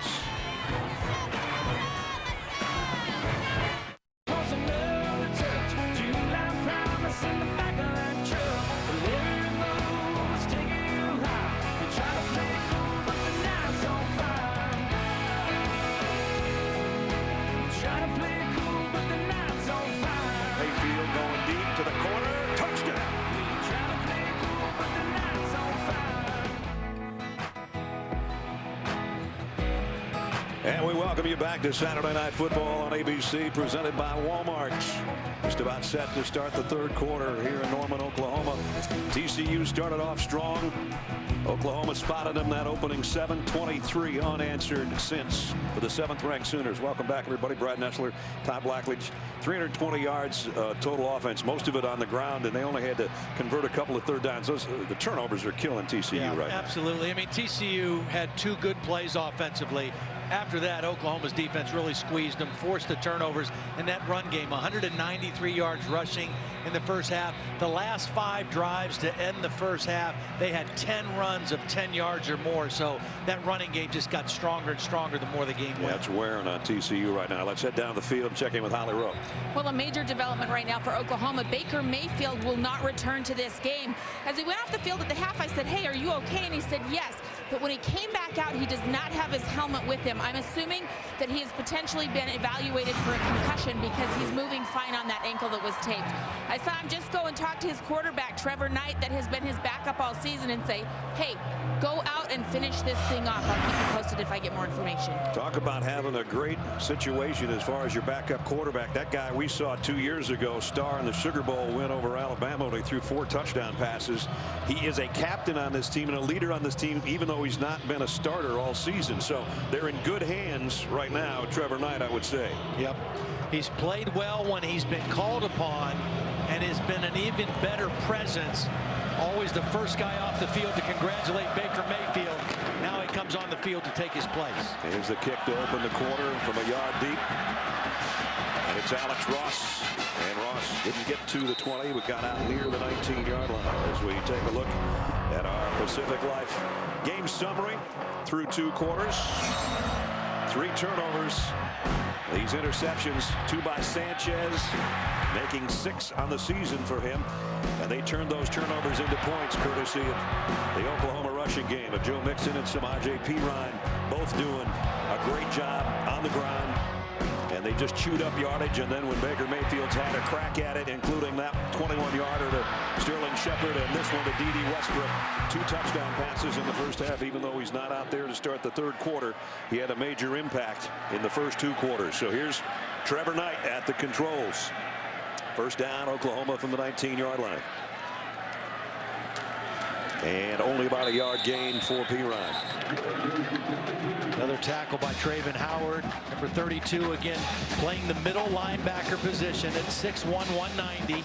Converted safety. Gives them versatility in their pass defense, but boy, those inside runs, they test your manhood. And so far, Travin Howard has played pretty well. Something you'd say about a high school linebacker in the middle at 190. Right. Busted play. And Trevor Knight will bring it for what he can. Runs out of bounds at the 22. Trevor, junior out of San Antonio, basically the same size and type of quarterback as Baker Mayfield. You saw Baker earlier after that hit and that targeting and ejection against TCU, just trying to focus, his eyes squinting. You could see behind his face mask and his shield on his helmet. And I don't think he was ever great after that. I was kind of surprised he continued playing. And here's Perine down the sideline, out of the backfield with a reception. He doesn't catch as many balls out of the backfield as Mixon does, but he knows what to do with it when he gets his hands on it. And now he's down after a pickup of 16. So Oklahoma might be down another starter. Keep growing it, baby. Keep growing it. Hey, stay. Perine over 1,000 yards on the season again tonight. After 1,700 plus yards a year ago. Here's the end of the play. Ooh, and that left knee and ankle got tangled up. We'll check on Samaje and hope that he's not hurt as they're helping him to his feet. We'll be right back.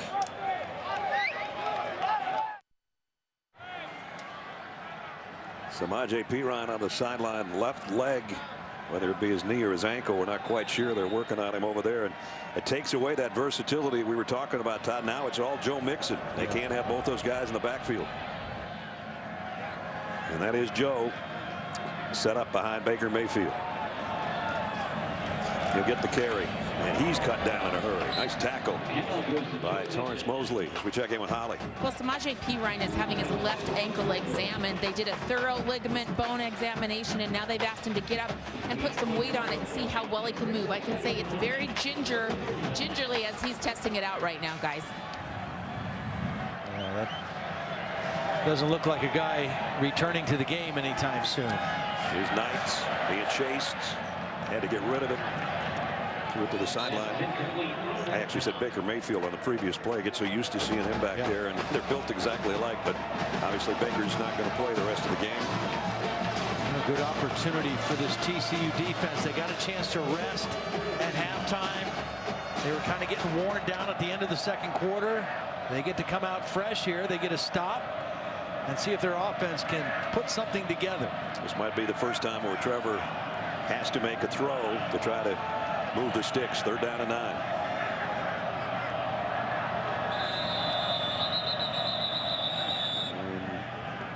You know, TCU wanted to have a different defensive back on the field, and then he ran back off, and then they had to use a timeout instead. Boy, a wasted one right there. 3rd down and 9 coming up for OU when we return.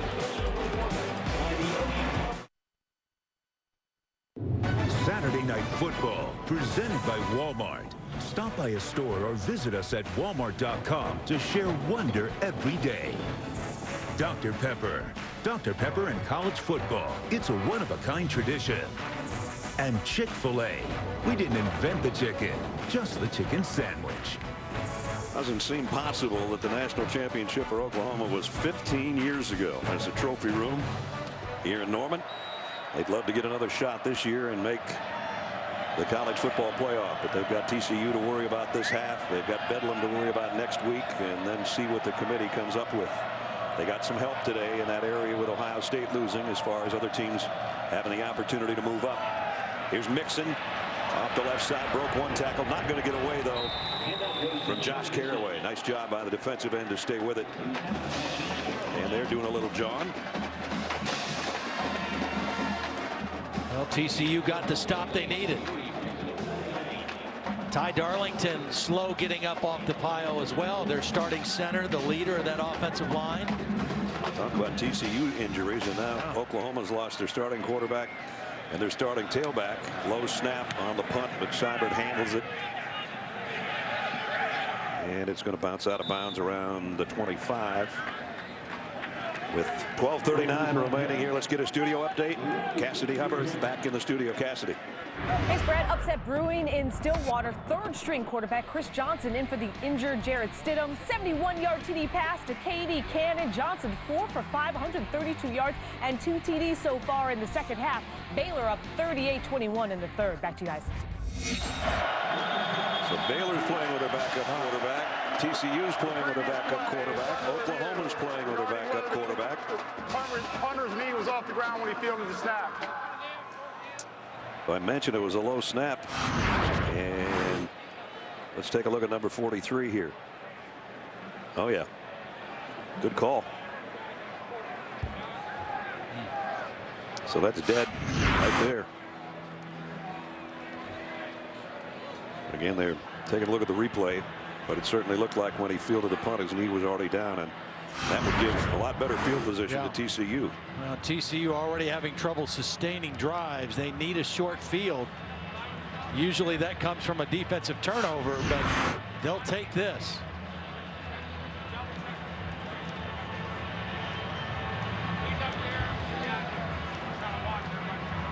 These kind of plays make a coach go crazy. Seibert, a true freshman, the only true freshman in the FBS that's handling both the punting and the place kicking duties. They're actually #1 in net punting in the country, or in the Big 12, I should say. And he's done a good job tonight as both the place kicker and the punter. And the snap was more of the problem in that case. And this one's taking an awful long time for what looked like. Well, it looks like Oklahoma's already They got realized, the defense out there. Their defense is going back there by their own end zone.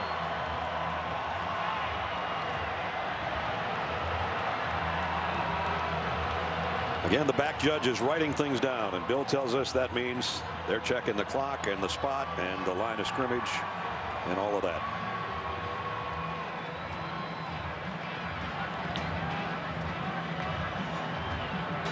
Bob Stoops 3-2 against TCU in his 17 years here in Norman.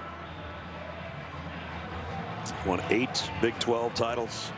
If they win tonight, it would be their 13th season of double-digit wins under that guy. That's pretty impressive. Finished 8-5 a year ago.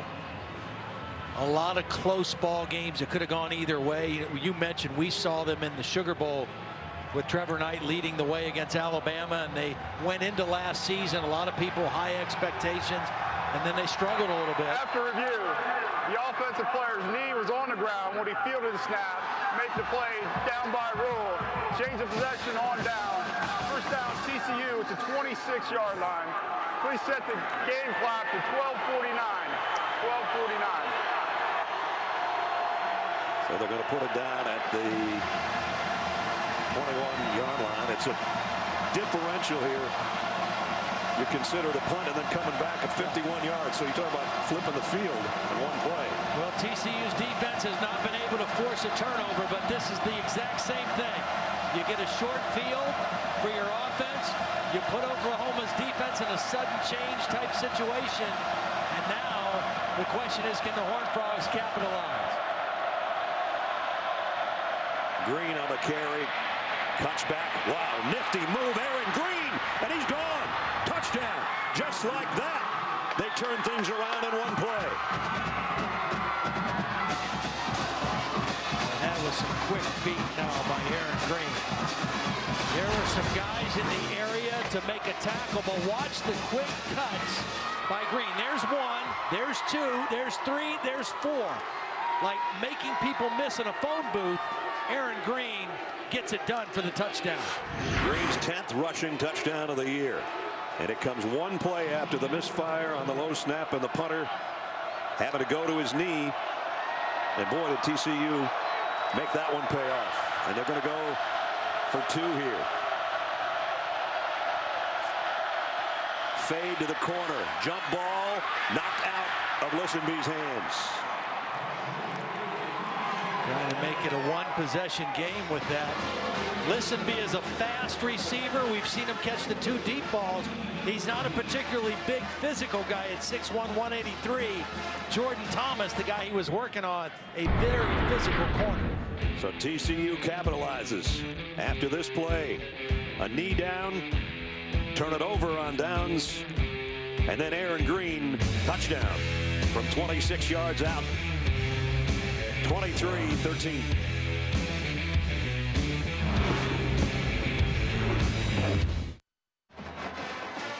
Back in Norman, 23-13 now after a one-play 26-yard drive. Aaron Green for the touchdown, closing the gap to 10. During that last timeout, this young man on the Sooner Schooner asked this young lady for her hand in marriage, and I think she's going to say yes. They can tell their kids someday, yep, kids, we met in a covered wagon. She doesn't look surprised either. She looks like she knew this was coming. Yeah. She probably picked out the ring. Yeah, I think you're right. Well, congratulations to those two. Absolutely.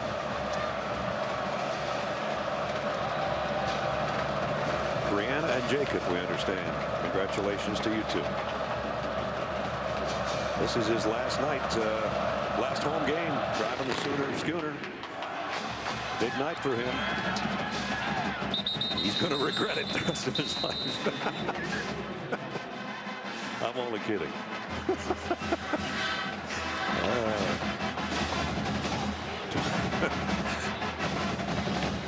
know, it's week 11 in the NFL, Todd. You being a great dancer will enjoy what they're going to do with Cam Newton's celebration dance last week. They're going to talk to Billy White Shoes Johnson, Ickey Woods, Terrell Owens about the dab thing that Cam did last week. That's on Sunday, NFL Countdown, 11 o'clock. Following NFL Insiders at 10 tomorrow morning. Well, the last couple games, TCU has been really good in the second half. And they're going to need that here, trailing by 10. Trevor Knight comes up throwing. Sterling Shepard in the secondary. Hurdles a man and gets into TCU territory. Boy, what a great call by Lincoln Riley. You've got your backup quarterback in. You got Perine on the bench hurt. Get the ball to your best playmaker that's still available, and that's Sterling Shepard. And they go hurry up here. And now it's Mixon. And Mixon on the run. And another hurdle job inside the 25 for Mixon.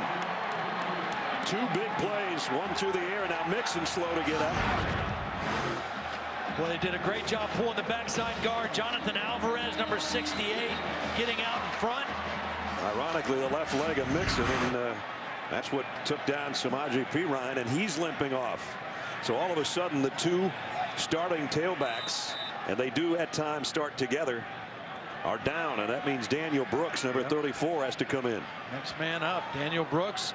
Dimitri Flowers also in as the fullback, the lead back. Brooks is not a big guy, 5'8", 182 pounds. He might have to carry the load the rest of the way.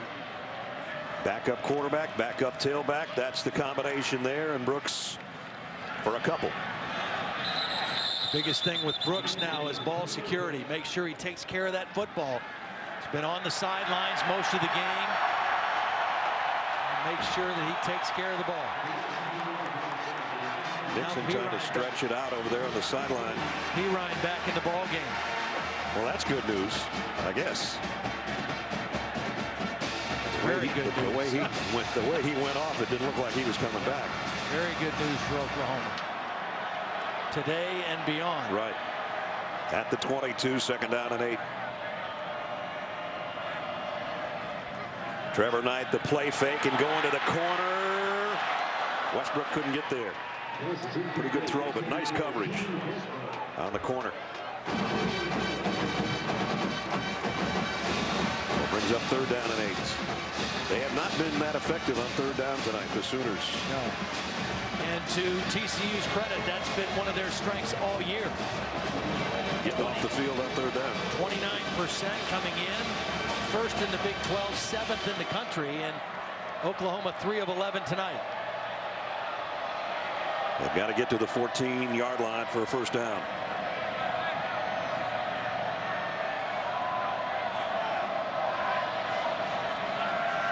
Knight zips it down the middle, too far in front of Shepard.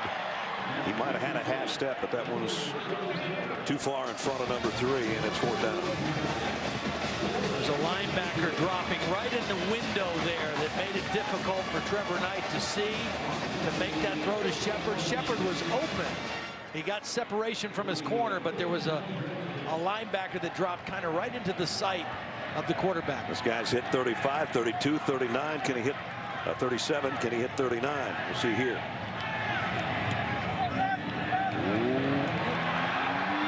No, he can't. Just to the left. Missed opportunity there for Oklahoma. So that's a nice stop for TCU. Good snap, good hold. Looked right there like it was going to hang in, but not quite. About the width of the football to the left of the upright. So it stays 23-13, and TCU comes back on the field. And a first down for the Horned Frogs at their own 22-yard line. Foster Sawyer, 8 of 15 for 107 yards in the first half. He had the long touchdown, but 2 interceptions.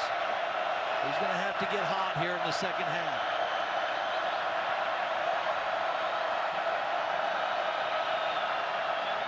It'll be Green on the carry, trying to take it wide. Ran into his own blocker, did get to the 25. Pickup of a couple. So 2 backs in this game have gone over 1,000 yards for the season on the night. Samaje Perine for Oklahoma and Aaron Green for TCU. That throw too far in front of Sean Nixon. Incomplete. Third down and 7. You know, one of the things, if you want to play fast, you have to play good to play fast. They tried to go tempo that time and snap it quickly, but it was a bad throw by Sawyer. So now instead of still moving the ball, it's third down and long against this Oklahoma defense in your own territory. Sawyer's only completed 1 on third down tonight. 1 to each team, I should say.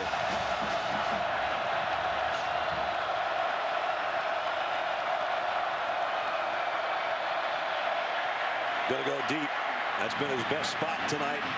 This time intended for Lisenby again. Basically the same pattern. Incomplete. Jordan Thomas had good coverage that time. Yeah, I mean, that's just not a very high percentage throw. I know they hit it early, but it's zone coverage. So Jordan Thomas is playing deep third, and he's got his eyes on the quarterback. He's in position to play the ball. I mean, that's a low percentage throw for any quarterback, whether it's Foster Sawyer or Trevon Boykin. Sterling Shepard calls for a fair catch and takes it inside the 30-yard line. Cassidy's got a studio update for us. Let's head to Fenway Park, where Boston College and Notre Dame are facing off. Backup QB Jeff Smith with an 80-yard touchdown run, but Notre Dame still with the lead despite 5 turnovers, 3 in the red zone. 19-9 with about 8 to play in the fourth. Back to you. Notre Dame looks like they're playing on Thursday Night Football in the NFL, those unis. Yeah, we've seen some good ones, huh? Yeah, some strange ones. Oklahoma in their regular crimson and cream here with a 10-point lead. Their backup quarterback, Trevor Knight, if you're just joining us, Baker Mayfield on a targeting foul. Came out in the third quarter without a helmet, so they're probably going through concussion protocol with him. Either that or he just doesn't feel well after the hit he took late in the second quarter. So that means it's number 9's football game right now.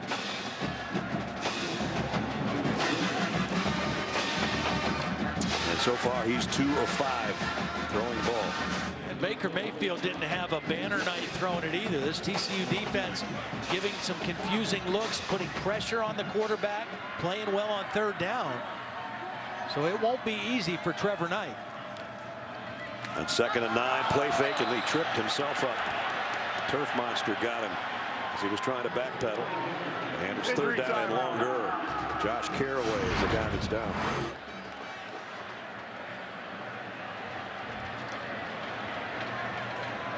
Yeah, they chipped on Caraway. Samaje Perine was helping his tackle and got a chip block on Caraway. Did a great job. Trevor Knight just, I don't know if he got his foot tangled up with Perine going to block, but got tripped up and fell to the ground. Hopefully he just had the wind knocked out of him. He got sandwiched between those two players, and he took a whole bunch of Perine at 230 pounds right in the chest. That's a great technique and a great way to slow down pass rushers and to help your tackle, is to use a back and just on his way out into a pass route, take something out of that guy. And again, when you're 230 pounds and you hit a guy like that, there's a little force behind it. He took something out of him. He took him out of the game with that one. Third down and a bunch, though, for Oklahoma. 3rd and 16.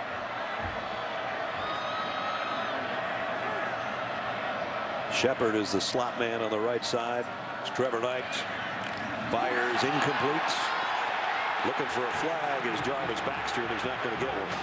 Well, I don't think there's going to be a flag because he was making a play on the football. I mean, there was contact, but he was going to make a play on the football. He got the right hand around there. I don't know if the left hand was on his back or not, but Isahaku makes the play defensively and forces an Oklahoma punt. It should be good field position again for TCU. This snap was not low, so Seibert gets the kick away. It'll be a fair catch around the 39 by Turpin. 38-yard punt, no return. Let's check in with Holly. Well, guys, Bob Stoops' policy is not to give out injury information, so I'm doing the best I can over here. But Joe Mixon came out of the game. There was a very unusual evaluation. They asked him to stand up on the bench and stretch out the back of his left leg. Then he got off the bench. He didn't really want to keep talking to the trainers and he's trying to walk it off. But clearly both he and Perine now both a little bit hobbled. Big news for the Sooners. Looks like they're not letting him have his helmet either. And he looks like he wants to come back in by the looks on the sideline. I think TCU needs to make some throws, crossing routes, something in the middle of the field. The fade routes are not there. Green flags down. Would have a holding call. Nice nifty run again by Green, but I think it's going to be negated here. Holding, number 93, defense. Oh, it's on the defense. Forced again on the run. First out. So that goes in TCU's favor. And in our favor tonight, our aerial coverage is provided by Goodyear. Everything Goodyear has learned making tires that go the distance inspires what they roll into yours. Goodyear, more driven. Well, that's a really rare call to see defensive holding on a run play. Yeah.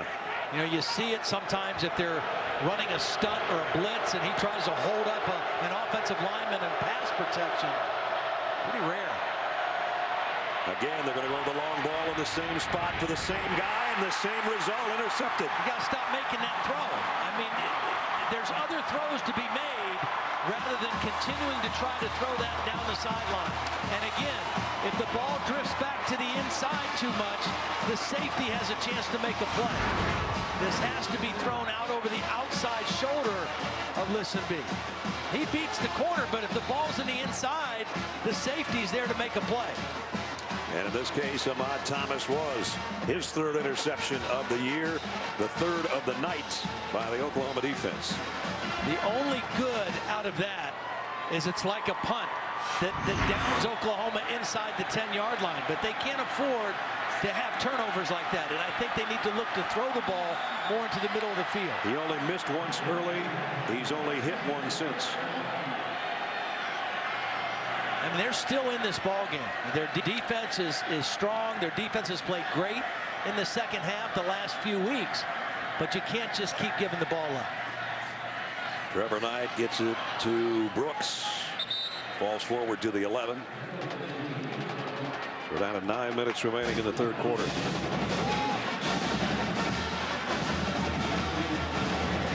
One of the things with Brooks, he's out of the game now, and Perine back in the game. Your pass protection.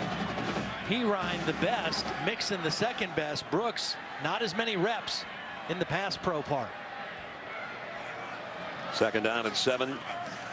And now it's Trevor Knight keeping it. He got to the corner. He got a block out there by one of his receivers. And a nice gain for Trevor Knight. First down as he picks up 17. Deron Neal was the wide receiver out there giving him a little help. If you want to get big runs on the perimeter, you have to block with your wide receivers. Neal got the first block, and there's another block. I think it's Westbrook that got a block out on the edge as well. So that moves it from inside their own 10 out to the 28-yard line.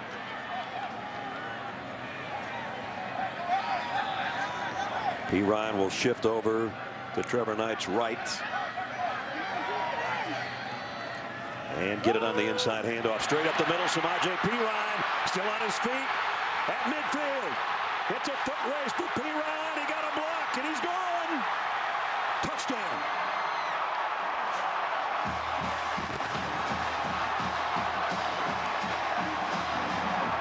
.72 yards on the run.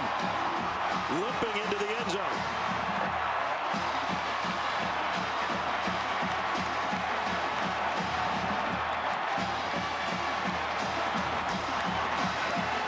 Boy, for a guy that went out earlier and looked like he might not return, he returns with a bang. Career-long run for Samaje. Extra point is good. Well, some really good blocking at the point of attack. Watch the right guard and the right tackle.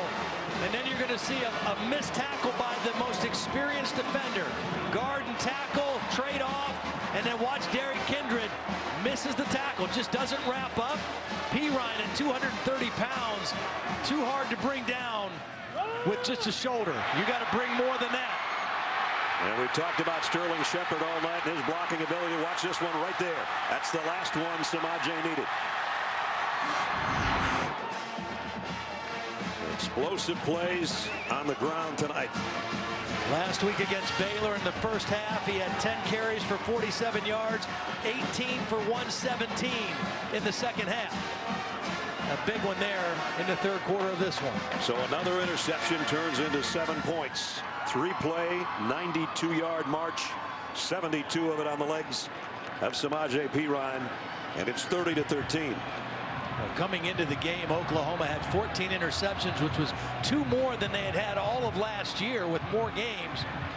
3 more added to that total tonight. So Oklahoma's got 24 points off the 4 TCU turnovers. And now they lead by 17.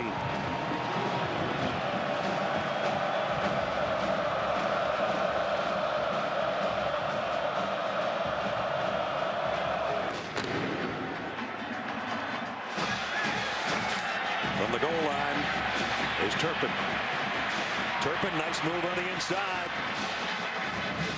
And the best return he's had of the night as he brought it back 29 yards. And we check in with Cassidy Hubbard again in the studio.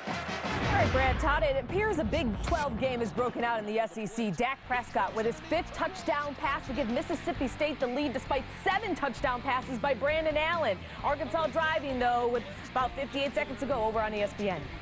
Oh, man. Wow. 7 touchdown passes. That's a whole season for some guys. You're not kidding.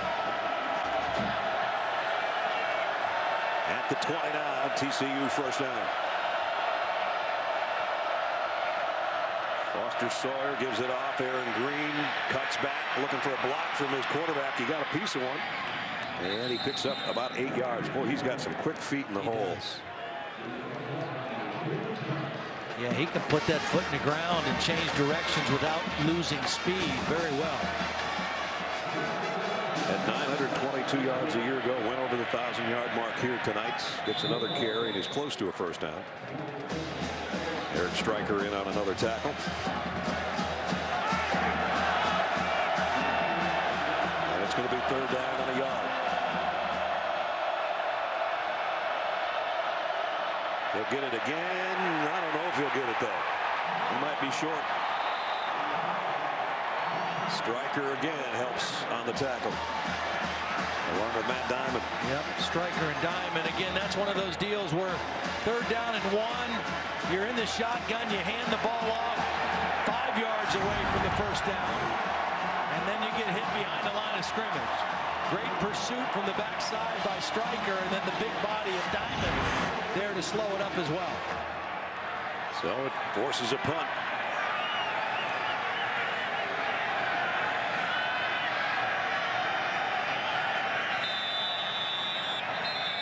And we've got a whistle before the snap. Timeout. Play clock TCU, was down to the 3. second charge of the half. Well, they're going to need all the timeouts they can get, and they're only going to have 1 remaining for the remainder of this quarter and the 4th quarter to come.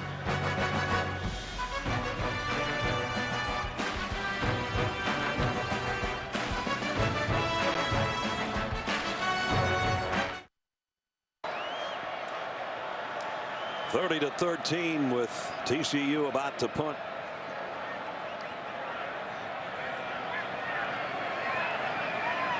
And Oklahoma does not have a man back deep. They've got somebody standing around the 43-yard line, which is Ahmad Thomas.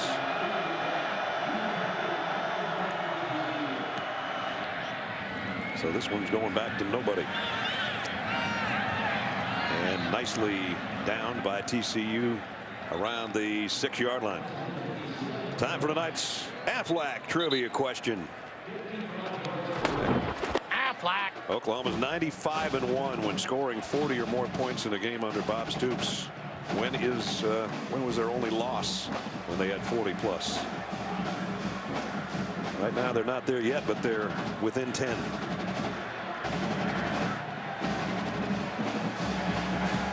So the offense has to take over deep in their own territory again. Samaje Perine back in there after a 72-yard touchdown run the last time he touched it.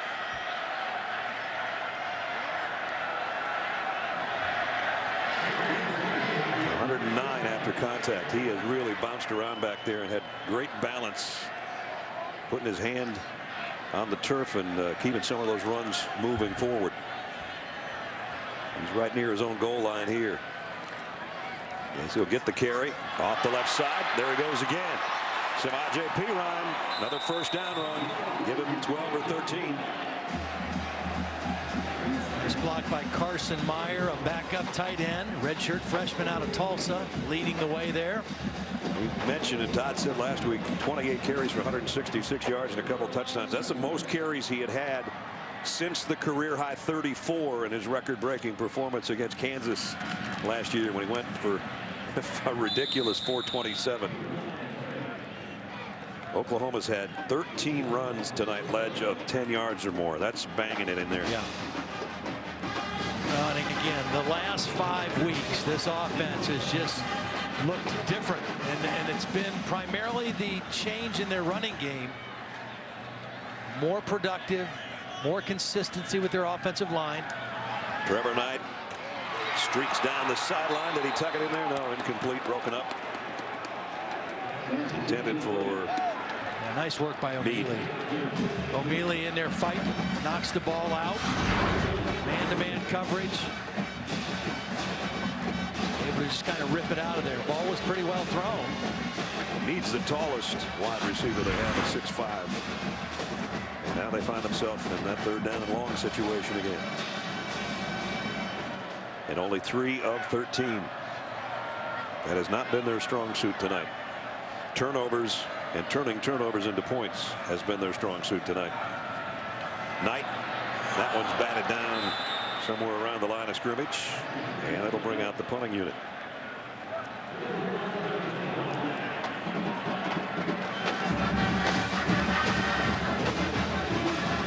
I don't know if that got batted down or if it just came out of his hands weird. It looked like it was batted, but I looked at the replay. I didn't see anybody hit the ball. It just looked like it slipped out of his hands. Either way, they have to punt it away. And Turpin will take it. Good field position around the 45-yard line. Now, we gave you only a couple of minutes to think this one over, but our Aflac trivia question, 95-1 under Bob Stoops when they score 40 or more. When was the time that they didn't do it?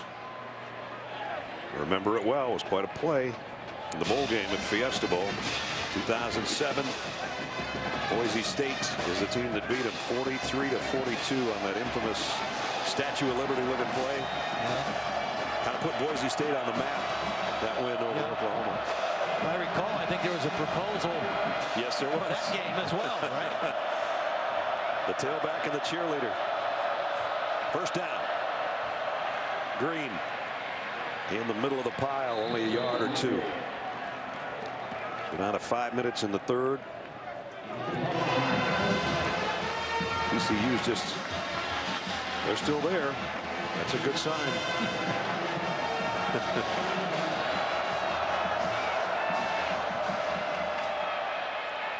Green this time stopped short of the line of scrimmage.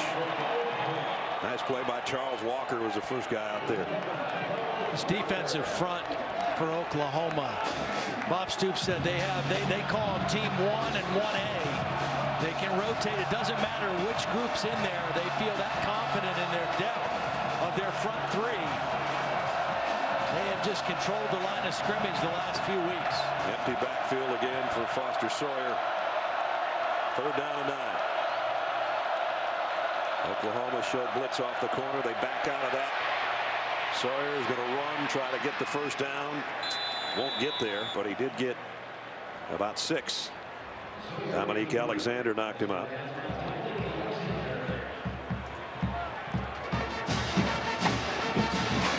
When you play against a young quarterback, you mix up your looks. You bring pressure sometimes, and you rush 3 and drop 8. You make him read coverage. You don't give him a comfortable thing to see and hope that he'll tuck it and get out of there quickly. And that's what he did. Shepard waits back at the 10-yard line on the punt. And that's about where he's going to take the catch. Nice little move at the end of that. Oklahoma's offense starting at the 10-yard line after we check in with Cassidy again. And what an ending between Mississippi State and Arkansas. Arkansas setting up for the 29-yard field goal in the win, but Cole Hetland's kick blocked Bipe and Kez Brown. The Bulldogs hold on for the 51-50 win. And Baylor right now with a 38-21 lead in the fourth with 7 to play. Back to you guys. A lot of excitement in Fayetteville. And they come up a point shy. It's amazing. I mean, you know, the games in November it's just college football is as good as it gets in the month of November. No doubt. Still got some good ones yet to come on this upcoming Thanksgiving weekend.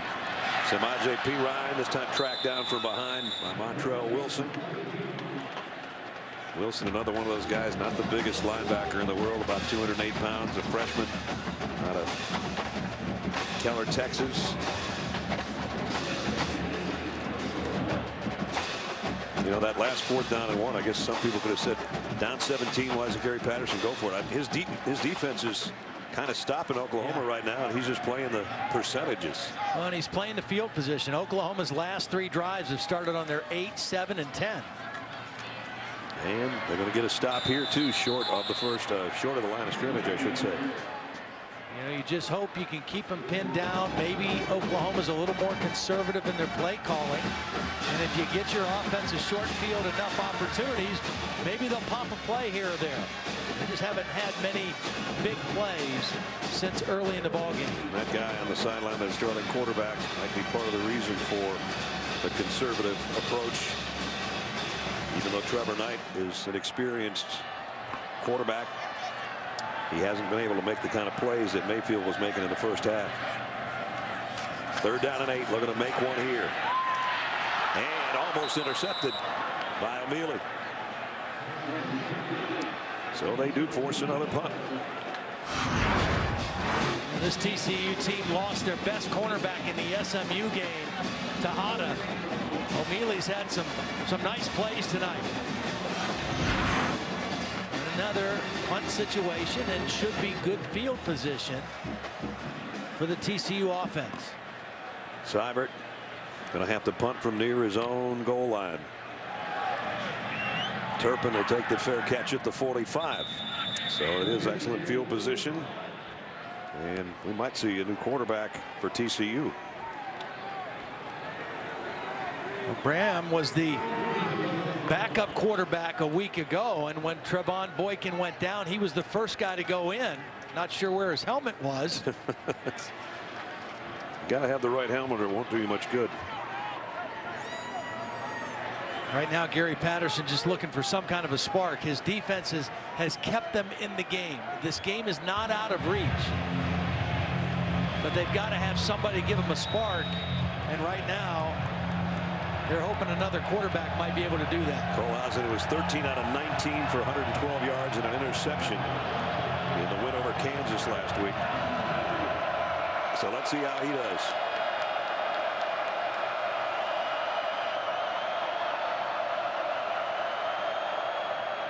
First throw is on the mark, but it's going to be a loss. Green knocked down over there by Zach Sanchez, who's had a big game with a couple interceptions. A nice open field tackle there. Very instinctive player. I mean, he reads things quickly, diagnoses them quickly.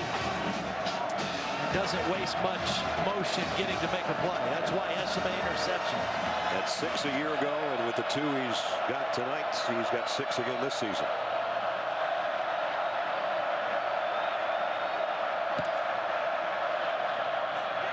Green on the handoff, only a couple as he backpedals for 2. It's going to bring up 3rd and long. Well, the field position doesn't do you any good if your offense doesn't move it. No.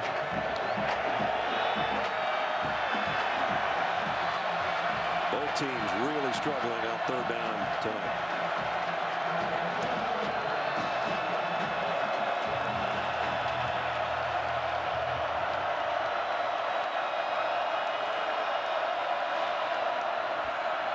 Colhausen has time down the middle and broken up. Dominique Alexander drops into coverage and makes a nice play.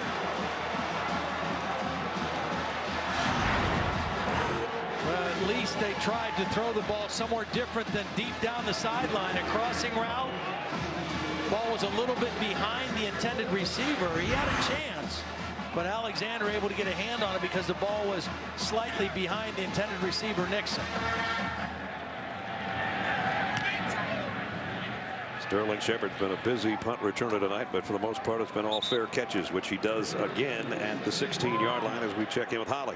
Well, Dominique Alexander's been unbelievable for this Oklahoma defense this year. I took a peek at their defensive production chart when we were meeting in the defensive meeting room.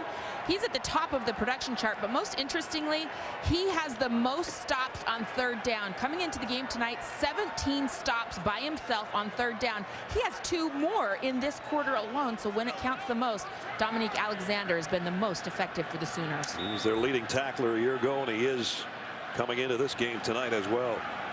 I bet there's something interesting going on in their family when they have Bedlam, because his dad played at Oklahoma State. First down. Trevor Knight throws to the outside, and this one's complete to Shepard. And a nice move to the inside, and Sterling off to the races out near midfield. Just such a dependable playmaker. Short throw, let him make one guy miss and make it into a big gain. Short throw, but a big gain if he can make one guy miss. Gary Patterson said, reminds him so much of the kid that played at Kansas State, Lockett, who's now tearing it up in the NFL. Seemed like he was at Kansas State for 6 years. I'm sure that's what it feels like with Shepard too. Now with the Seahawks, here's Perine. Puts his head down and blasts his way for what might be the last play of the third quarter.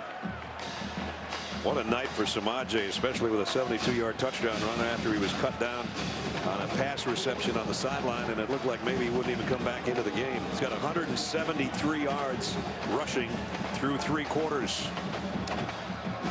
And the 3 quarters have come to a close. 15 to play. ABC's Primetime College Football presented by Walmart will continue after this message and a word from our ABC stations.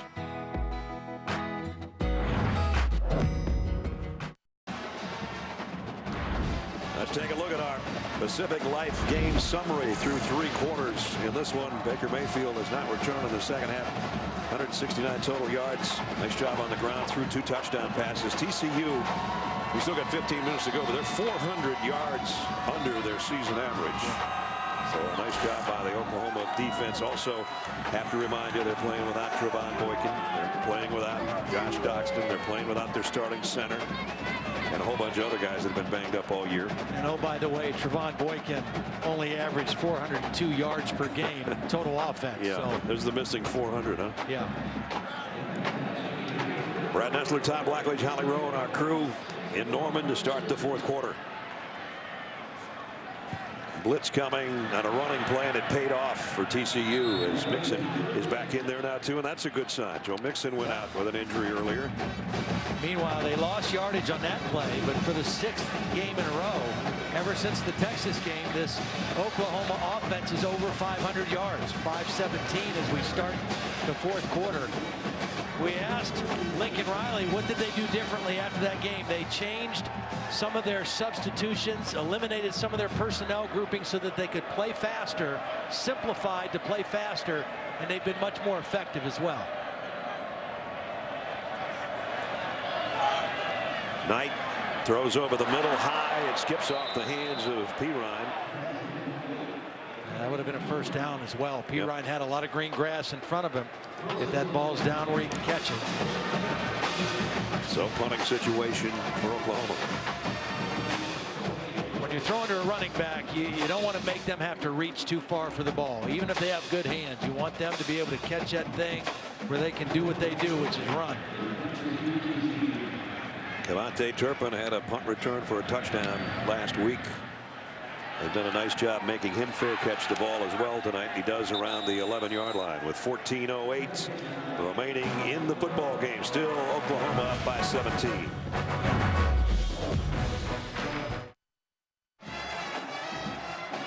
Great shots of Oklahoma Memorial Stadium, courtesy of our aero coverage by Goodyear. Everything Goodyear has learned, making tires that go the distance inspires what they roll into yours. Goodyear, more driven.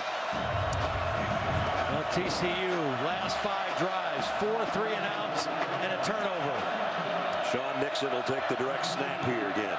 Anything to get a spark. That's not a spark. That's a nice play by Eric Striker and Jordan Evans. Part of this is Oklahoma's defense is good. I mean, they are legitimately the best defense in the Big 12. But this is just not the same TCU offense that played the majority of the season. They coming into this game was averaging over 600 yards of offense. You don't have a quarterback that you had. You don't have your top receiver. You're missing a couple linemen. It's not the same. Pistol set here for Kohlhausen.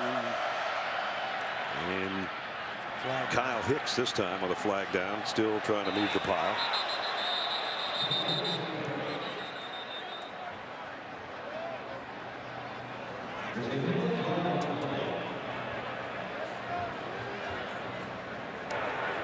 Illegal formation, offense, more than 4 men in the backfield, half the distance to the goal from the previous spot.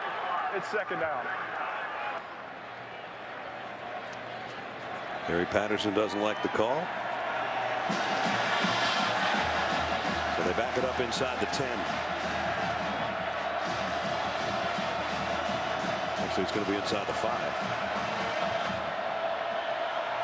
Not the spot you want your second or third string, whichever you want to consider, their quarterback.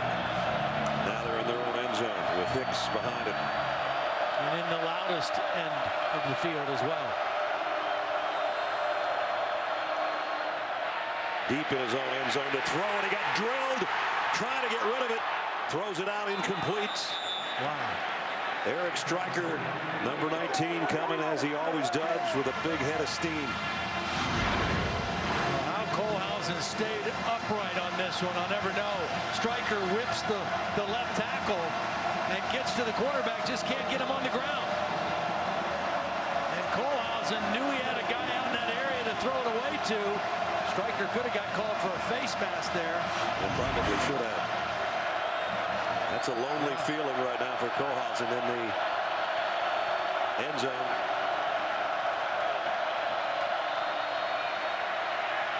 Going to get real lonely if he doesn't complete this pass. And it's broken up. Number 1, Dominique Alexander covering number 1, Emmanuel Porter. Boy, that's a matchup you want. I mean, you got a 6'4" wide receiver working against an inside linebacker. And I think Porter just wasn't able to make this catch. Alexander was in pretty good position, but I think Porter had a chance to get 2 hands on the ball and just couldn't come down with the football. Again, Porter just back, the first game back from injury, obviously a little rusty tonight. Perry, busy punter tonight. And Sterling Shepard will take it on the TCU side of the 50 at the 48-yard line with the fair catch. We lost a member of our crew this week with a heavy heart. We honor our friend Jamie Faust, who passed away the day after his birthday this week at 54. Buddy, speaking for the whole crew, we're going to miss you.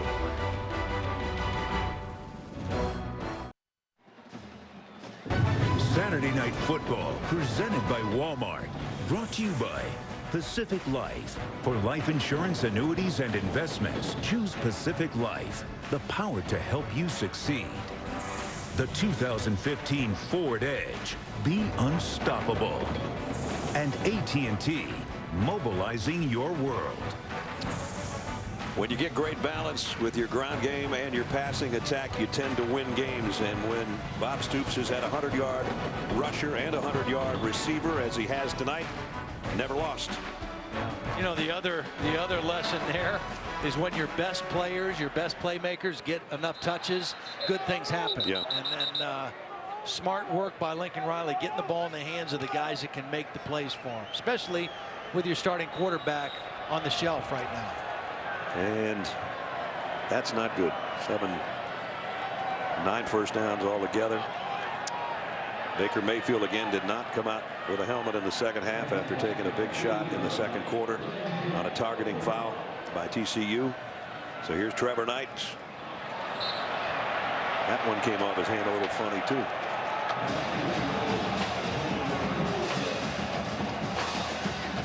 It'll be an interesting short week for Baker Mayfield to see if he can play against Oklahoma State in the Bedlam game.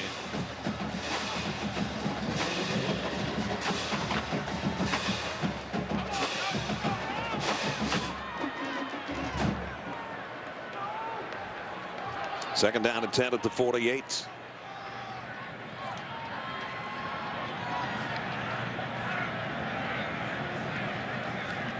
P-Ride cut back with a good run. He's closing in. Maybe having a 200-yard game before this one's over. Well, that'll be the question for both of these teams. Baker Mayfield, will he be good to go next week against Oklahoma State? On Saturday, will Trevon Boykin be good to go on Friday against Baylor for TCU? Both teams facing important games to wrap up their seasons. Third down at 4. Mixon comes back in, but he goes out in the slot as a wide receiver to the right side.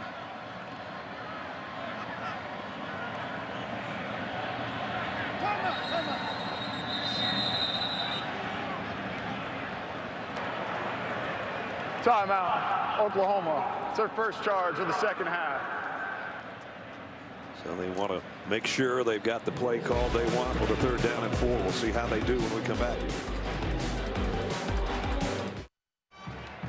Cassidy Hubbard with your studio update. Chris Johnson with a 4-yard TD run. The Bears outrushed Oklahoma State 303-8 as they hand the Cowboys their first loss of the year. Back to you guys. Also, since the college football rankings have come out, 9 top 10 teams have lost. That's why we always say, let's wait until the smoke clears. Let them play it out. Let them play it out. Here it's number 7 Oklahoma clinging to a 17-point lead. And Shepard, tough reception and run after the catch for a first down. So the Big 12 standings look like this now. Cowboys take their first loss. Oklahoma trying to join them at 7-1, and that'll set up the match in Bedlam in Stillwater next week.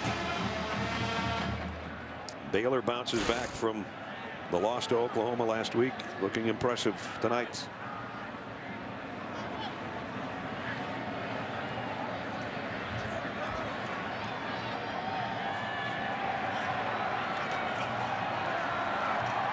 P-Ryan only a yard, maybe 2.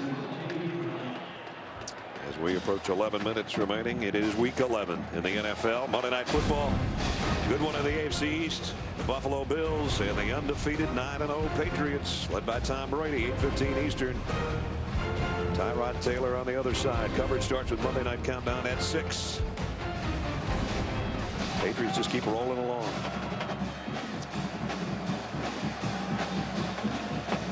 Saw the end of that game at the Blackledge residence on Sunday night. Giants and the Patriots. Here's Samaje. No, Trevor Knight's going to keep it. Nice play fake. He gets out of bounds around the 31.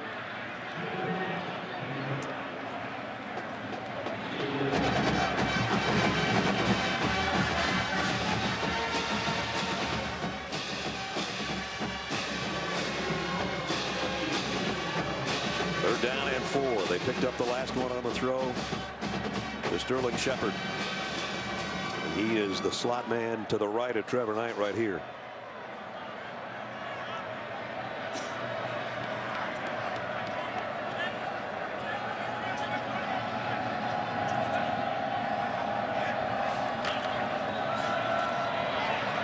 Knight running backwards and throws sidearm out in the flat. Shepard makes the catch, but he's going to lose about 5. That was a run-pass option. The line was blocking run. Trevor Knight could have given it to the back for the run.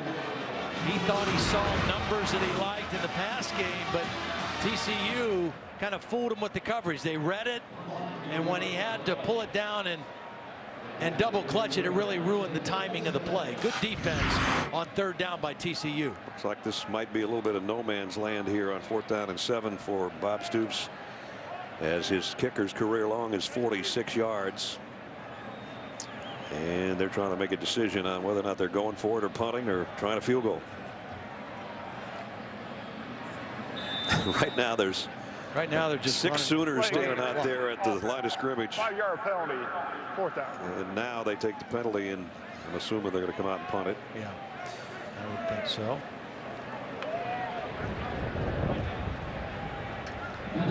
Well, if this one seems like we're stuck in the mud, this is going to be our 17th punt of the night between the two teams.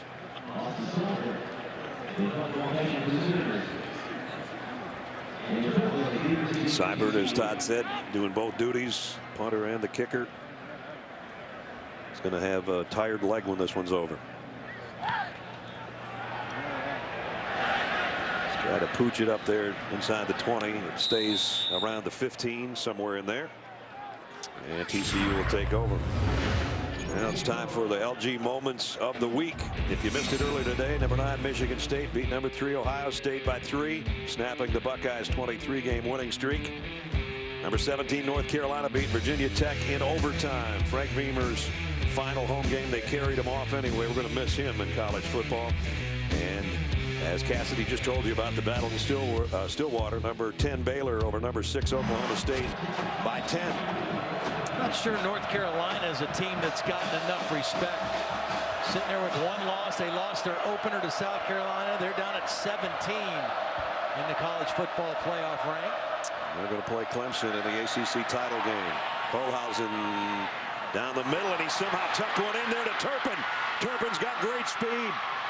I don't think they're going to get him. Wow. All the way for the touchdown. An 86-yard pass play. But this one's far from over now. This was well thrown. And it wasn't on the sideline. It wasn't a fade. It was a post route or a deep in route. Kohlhausen puts it right where he has to. And then the speed takes over. He was working on the nickelback, William Johnson. And he beat Johnson. And Doug Meacham finally gets a big play from his offense. Boy, this is an offense that had gone possession after possession with nothing. Extra point makes it a 10-point game now. That's the longest play from scrimmage allowed by Oklahoma this year. A one-play, 86-yard drive. The pass down the middle, right where it had to be. And then KaVontae Turpin, the freshman, all 150 pounds of him, takes it the rest of the way, 30-20.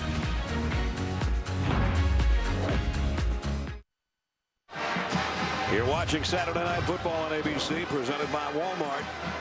A game that was stuck in neutral, maybe even park, has just changed in a hurry. An 86-yard pass and run has made it 30-20 now. And a lot of time left, and your defense is still hanging in there with a little more renewed energy. No need to do anything except kick it deep and play defense. One play, and they almost equal their second and third quarters put together. And Oklahoma will bring it out to the 25 as we take it to Todd to show you that last play. Oh, beautiful throw by Kohlhausen. Here's what you don't want to do. You don't want to throw it at Sanchez because he's been hurting you all night. So the matchup is right in here. Burton going against the nickelback, and watch William Johnson, number 12, get turned around on the route. As soon as he turned around there, he was beaten. Beautiful throw, a missed tackle, and then the speed of KaVontae Burton. Coming into the game, Burton was averaging 15.4 yards per touch. He hadn't done much as a return man tonight, but that 86-yard reception gave this team a spark that they needed. It was his 7th touchdown catch of the year. Now Oklahoma from the 25. They just like to chew clock up, but Samaje got a couple. We're down under 9 minutes.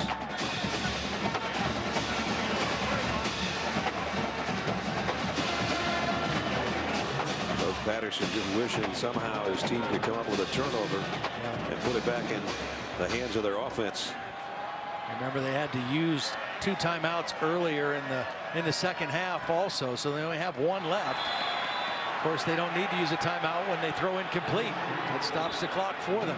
Sterling Shepard, the intended receiver, but it was way behind him.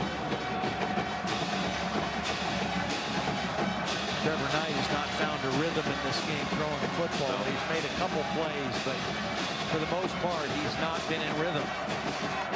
5 of 15 throwing. And now he's got another third down situation. 3rd and 9. 3rd and 14. Orlando Brown, I think, the false start. False start, number 78, offense. 5-yard penalty. It's 3rd down.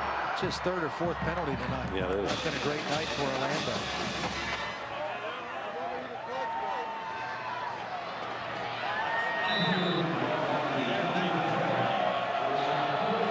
it was just all Oklahoma. Yeah.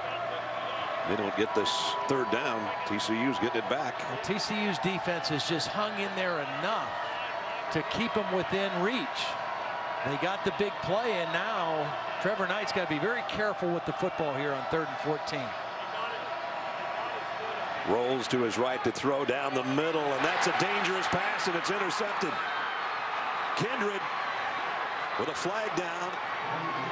And they get the turnover they were looking for, unless there's flags against the Horned Frogs. The flag's thrown in an area where you would expect holding on Oklahoma. Holding, number 56, offense. The penalty is declined. The play resulted in an interception.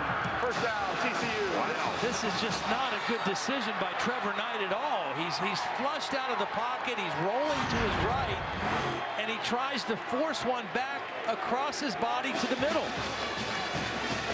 That's a recipe for disaster every time you put one of those up. And Kindred's got his second interception of the year. More importantly, life back in the TCU momentum. And great field position.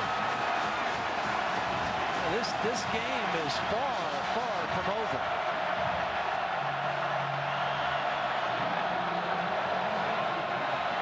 Again, 4 wide receivers, 2 to each side for Kohlhausen. You can still run the ball with Aaron Green, too. I mean, there's enough time. You're not in a 2-minute offense set yet. You're only 10 points behind.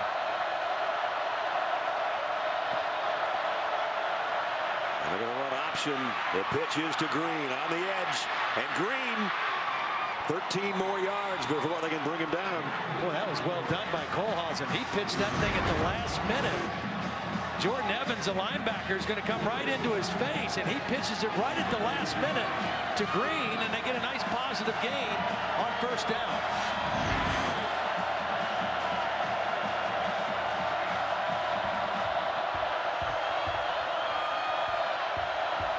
First down at the 33. Kohlhausen, plenty of time. And now throws at the last moment. Got it out of there to avoid a sack. Yeah, that was a good job avoiding a negative yardage play. Tapper and Stryker in there with the pressure. 2nd and 10 is a whole lot better than 2nd and 16 or 17 than what it would have been.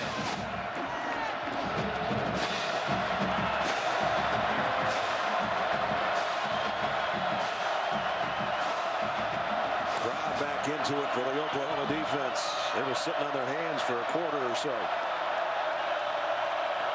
I don't blame them. It's about 30 degrees out here. It's Green on the left side. Nice gain inside the 30 down near the 27. Well, I thought Oklahoma was going to blow this play up in the backfield. They brought a blitz from the field right at the play, and he just overran it. Huge third down, but it's maybe 2-down territory for the Horned Frogs. Remember, this formation created some problems early in the game with the big touchdown throw. And Oklahoma's going to call timeout. Timeout. Oklahoma, their second charge of the half. They're down to 1. TCU's down to 1. And just over 7 minutes remaining in the game with a big third down coming up for TCU. And don't forget the next college football playoff top 25 rankings show presented by Chick-fil-A. Tuesday nights, your chance to see the top 4. There's going to be some movement. The first 2 out and the rest of the rankings all revealed live. Join Reese and the guys Tuesday night at 7 Eastern on ESPN. We know one thing, Ohio State lost to Michigan State today. Oklahoma State suffers their first setback. Ohio State has gone all those games without losing in the regular season, and now they don't have much time to worry about this one. They've got to get ready to play Michigan next week in Ann Arbor.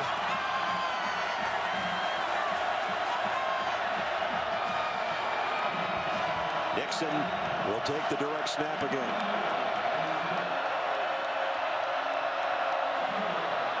Follows his blockers and gets leveled by Jordan Evans. Big play by the inside linebacker. Now, Nixon only listed at 196 pounds. Evans, as the linebacker, got there at 240. 241. Here's another look. They stretch it out and then boom. Yeah, really. 26 there. Really, the play was made by Charles Tapper, number 91. He was the one that kind of scrubbed the play out and forced the ball carrier back inside. Oberchrome has plenty of leg for this kick. And it's up and good from 43 yards. And all of a sudden, the gap closes to a touchdown. Well, you got to give Gary Patterson and his staff and his team credit. They come in here undermanned. They've made a quarterback switch between their backups in the second half, and they find themselves one score away. Bobby Thompson is the injured player for TCU.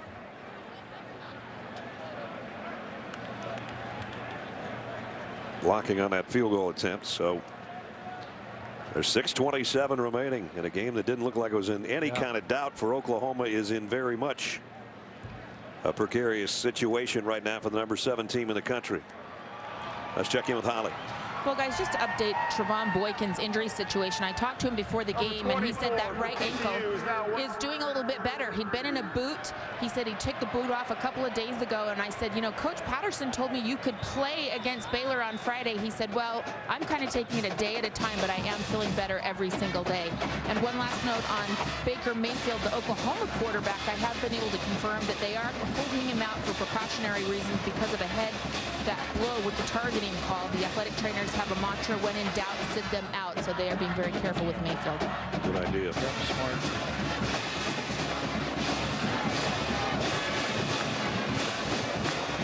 They'll hold out of your seats here. It's just crazy. I mean, offensively, they just have nothing going on. And then they hit the one big play. And all of a sudden, the turnover and another score and new ball game. They turned that interception into the field goal. Senior night here for 14 guys on the Oklahoma roster, including Sterling Shepard. And before the game, if it wasn't emotional enough, you see Sterling breaking down. He's there with his mom. That's Brian Bosworth, who came out and presented him with a magazine cover from the '85 Sooner team that had his dad, Derek, on it. And all the guys from that team signed the magazine. And look at that. Derek is a great player here, back from '83 to '86. Passed away in 1999 when Sterling was only 6 years old. So great moment. And Brian Bosworth being part of that, that was pretty cool. Very cool.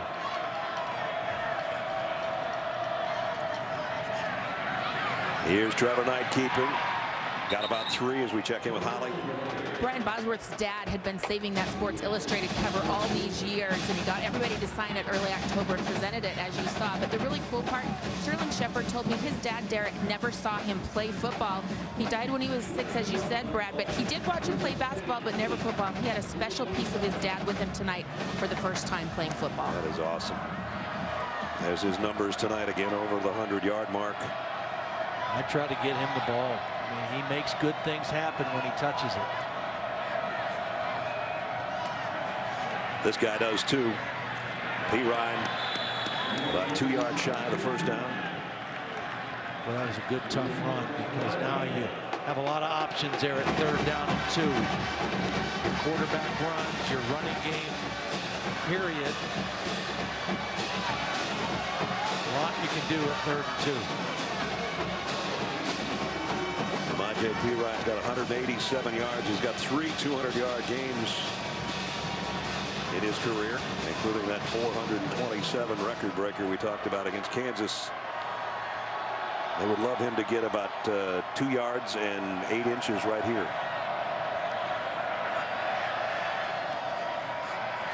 He didn't. He slipped on his own. I don't even know if he got tackled, but he fell down short of the first down. Well, you have to punt the football. Wow. He didn't get anything. Another 3 and out. I'm so impressed with the heart and the character of this TCU team.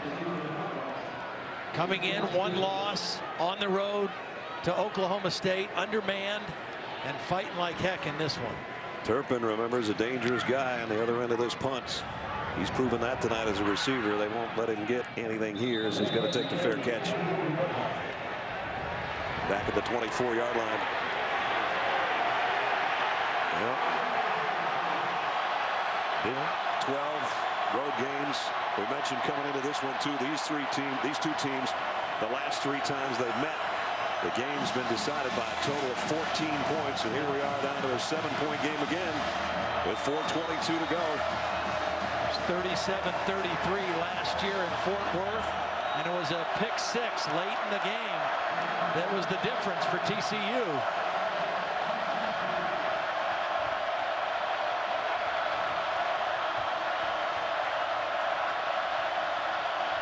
Kohlhausen on the option. This worked going to the right last time. Late pitch. Right out of bounds is Green. That one didn't work, and Stryker was giving chase again. Fool me once. Not twice.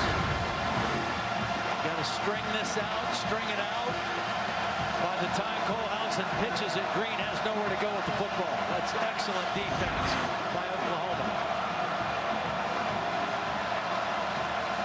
Boy, half an hour ago, these fans were only worried about whether or not there's any beer left in the cooler outside. They're into it now. Kohlhausen needs to think about getting some of it back here. Down the middle, and he got it. Close to a first down on the throw. Completed it again to everybody's favorite receiver tonight, no matter who's playing quarterback. Listenby. Nice throw, good timing, good spot for the football. Again, they've gone away from throwing that fade route against these corners and working a couple inside routes that have paid off for them. Let's see if the give is to Green to try to get the yard. He's going to keep it himself. Wow. So the quarterback picks up the first down. Had to fight through the tackle of Stryker. Stryker read the play, was working on the tackle, and that was very close. But a conversion for the Horned Frogs. Again, just a 7-point difference here. And each team with only one timeout remaining. Empty backfield for Kohlhausen.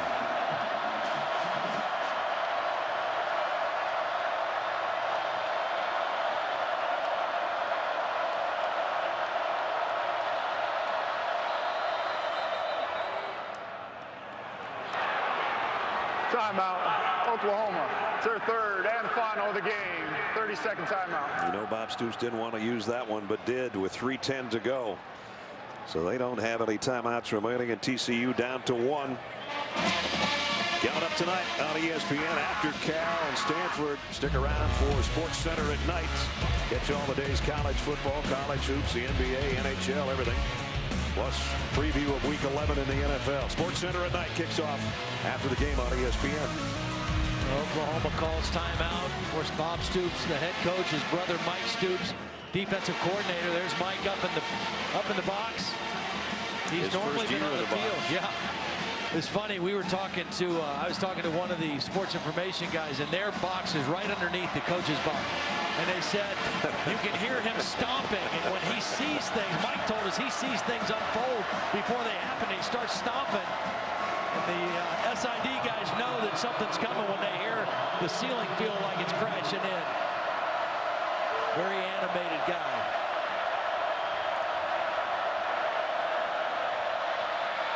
Green, nice cut back to the middle again. Aaron Green almost popped it out of there. Ball comes out at the end of the play, but he's down after a 24-yard run. This guy is impressive when he sticks his foot in the ground and cuts without losing speed. I mean, that is really hard to do, and he does it multiple times on run. And then he makes you miss when you get to that second level. First down at the 41. Just under 3 minutes to go in regulation. Kohlhausen on play action. Wanted to go left, comes back to the right. And broken up. And it was Zach Sanchez again. Another dangerous throw. That ball's in the air a long time. This guy's had 2 interceptions already tonight. That's just a beautiful play to get his right hand around the receiver.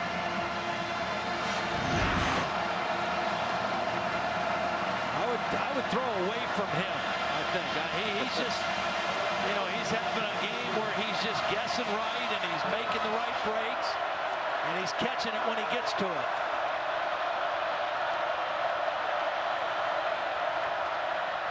Green off the left side, brought down after a gain of a couple.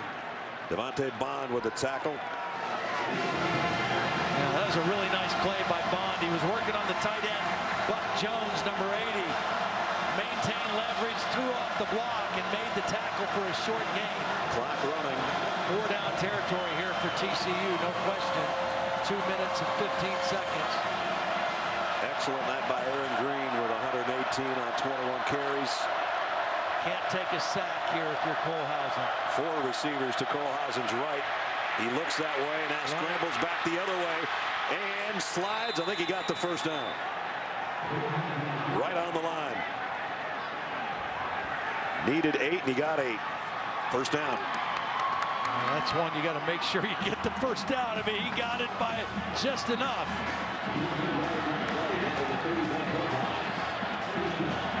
Oklahoma trying to hold on for dear life here. Previous play ruling and the ball carrier advancing the ball for a first down is under review. So we're going to take a look at this again. See, this is one, I mean, I understand the slide, but in this part of the field, in this part of the game, I think you got to dive and make sure you get the first down. I mean, he may very well have it, but you got to get that ball across the mark. I think you got it. You saw Jordan Thomas diving to try to prevent the quarterback from picking up the first. Was right at the sticks on the far side. So Tom Robinson's having a look at it in the replay booth. You'll get another look here. I just don't see where there's enough to take that away. Plus, it looked like our yellow line was actually almost a hair in front of where the actual marker, the orange marker, was on the far side. Well, right now, TCU also needs to be thinking. They could be thinking 2 things. They got to be thinking, what's our play if it's 4th and short, and what's our play if it's 1st and 10 as they go back out here. Gary Patterson said if they're close in this ball game, they're going to be very aggressive, and they've got a few things saved. I wonder if there's a trick play of any kind. On the field stands. First down. Do they have a trick play of some sort, save for a moment like this? Close to the red zone, need a touchdown, just under 2 minutes to play in the game. Their quarterback has rushed for first downs on 3rd down twice in this drive. Green and Listenby are the 2 guys that need to touch the football. Kohlhausen loads, now scrambles, throws on the run and got it to Nixon, and that's 8 more yards. Clock running, 1:45 remaining. TCU has 1 timeout left. You want to save that till you absolutely need it. That was a nice scramble and throw by Kohlhausen. They've got this Oklahoma defense on their heels just a little bit. Yes, they do. 2nd down and short. Green runs into his own man, cuts it back the other way, and has a first down. Picks up 5 more. And they're in the red zone. We're down to 120 as they move the chains. Ran into his tackle, Noteboom, but didn't get knocked off his feet and able to find his way for a first down. They took this ball about 3 minutes ago. Now it's the 10th play of the drive. Green again cuts back to the middle of the field. Nice open field stop there by Bond after he got a yard. We're down to 1 minute and 2 seconds in the 4th quarter. You know, also worth noting, early in the 2nd half when TCU scored, they went for 2 and came up short. To 3rd and final. That could potentially be done driving for a game-winning touchdown here without having to kick. So it's going to be a 2nd down and 8 coming up. Neither team has a timeout remaining at this point. Gary Patterson's got his visor off, his glasses off, he's wiping his forehead. I would be too, because they came in here as banged up as any team we've ever seen. Played their backup quarterback. Now they went to their third quarterback, and they're hanging around, and they got an opportunity to tie this thing or maybe win it. Defensively, they've hung in there. They've made enough plays. They've forced field goals and not given up touchdowns. They gave up the long run to Perine, and at that point it looked like maybe they can't get this done. But they just have hung in there, and then they finally got a couple spark plays from their offense. And a real credit to Gary Patterson and his staff for keeping this team together. No doubt about it. Now here we go. Second down and 8. 1:03 remaining in regulation. Kyle Hicks in the backfield with Kohlhausen now.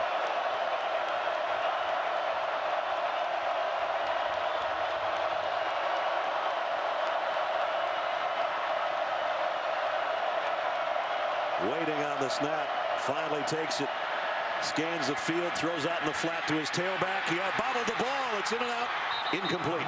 That's actually a good thing for TCU. He would have been tackled in the field of play. They might have had to use their time out there. As it stands, the clock stops on the incomplete pass. Jordan Evans in there on coverage. 57 seconds left and the clock stops, so that's a good thing for TCU. Third down and 8. They've got to get to the 6-yard line for a first down, but obviously it's 2-down territory. Fade to the corner of the end zone. It is caught. Touchdown TCU. Emmanuel Porter. Now do they go for 2 and try to win it in regulation or play for overtime? I think you got to play for overtime here. Porter, his first game back, he's been rusty, but he did the exact right thing. He's got a big body. He timed his jump. He caught the ball at the high point. And TCU going for the win.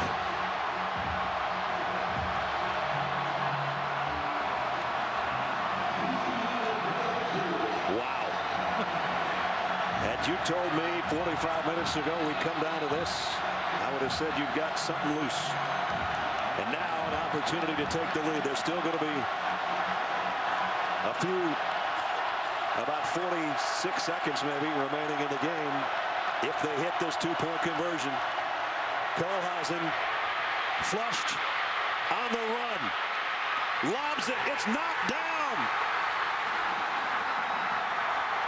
I think it was Stephen Parker.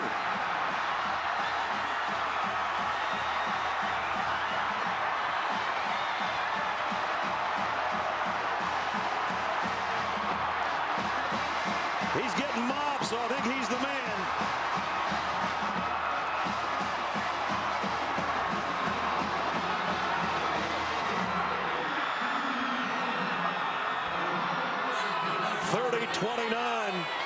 Kohlhausen had a man open. He had Sean Nixon, number 3, that broke free, and he was looking to flip that to Nixon in the end zone, right up here in the corner. After the play but it was knocked away by Parker. Unsportsmanlike conduct, number 31 of Oklahoma. The 15-yard penalty will be enforced on the kickoff. Kickoff will be from the 50-yard line. That was number 31's first unsportsmanlike foul. Stephen Parker makes the play of the game right now. Obviously, Gary Patterson thinking, with our backup quarterback and all of our injuries, we've got momentum. Let's go for the win here. Kohlhausen has played beautifully down the stretch, but an excellent play by Stephen Parker. Just reading the quarterback's eyes, timing his jump, and making the play. So now we're going to see an onside kick upcoming. Oklahoma's opponents have attempted one onside kick this year, and they did recover it.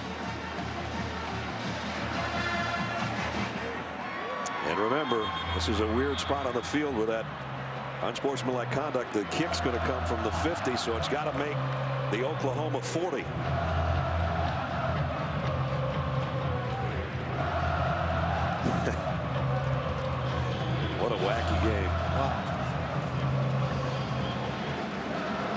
Abercrombie set to kick it from midfield. It goes 10 yards, but it's covered nicely by Oklahoma. And it is, guess who? Zach Sanchez, who caught 2 from the first quarterback that played tonight.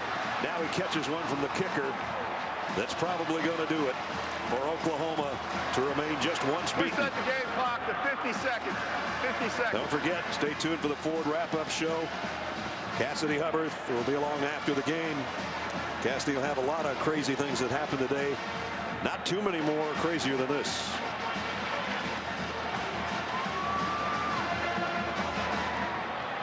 TCU, what a valiant effort. Just a valiant comeback effort. Now Trevor Knight takes a knee. TCU has no way to stop it. And again, now this is in the last 4 meetings. These games decided by a total of 15 points.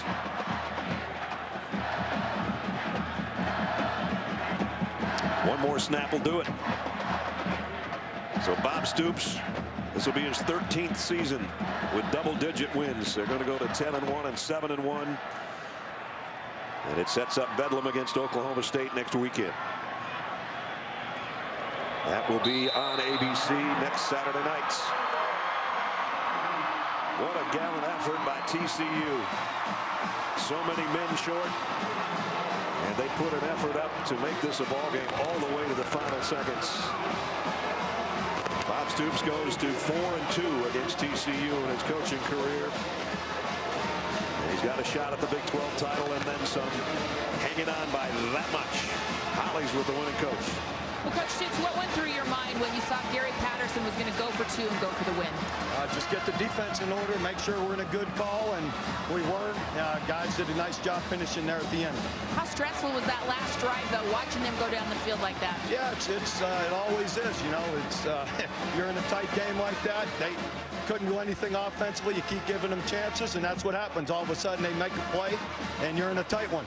What did you think when Parker went up and got the deflection? Yeah, that was great, but I knew we had to get the onside kick too. So anyway, it was good to win. Baker Mayfield didn't return in the second half. What's his status, Coach? Yeah, we'll see. You know, he just hey, Trevon. You know, we'll see. You know, it was due to the blow to the head, and you know, just didn't feel that he was quite what he needed to be, and the doctors pulled him. Oklahoma State lost tonight to Baylor. How does that set you up for Bedlam going forward? You know what? Let me process this tonight, and we'll work on it tomorrow. Thanks, Coach. All right, thank you. Bob's going to process that and try to find Trevon Boykin, who he yelled at as Trevon went by. They hang on. Oklahoma does. 7th-ranked team in the country wins it by 1, 30-29. Quite a finish here in Norman, Oklahoma on senior night. That's going to wrap it up for us. For Ty Blackledge and Holly Rowe and our entire ABC and ESPN crew, Brad Nessler saying so long. 10-1, 7-1 for the Sooners as they win it. Time for the Ford wrap-up show. Cassidy's in the studio. Good night from Norman.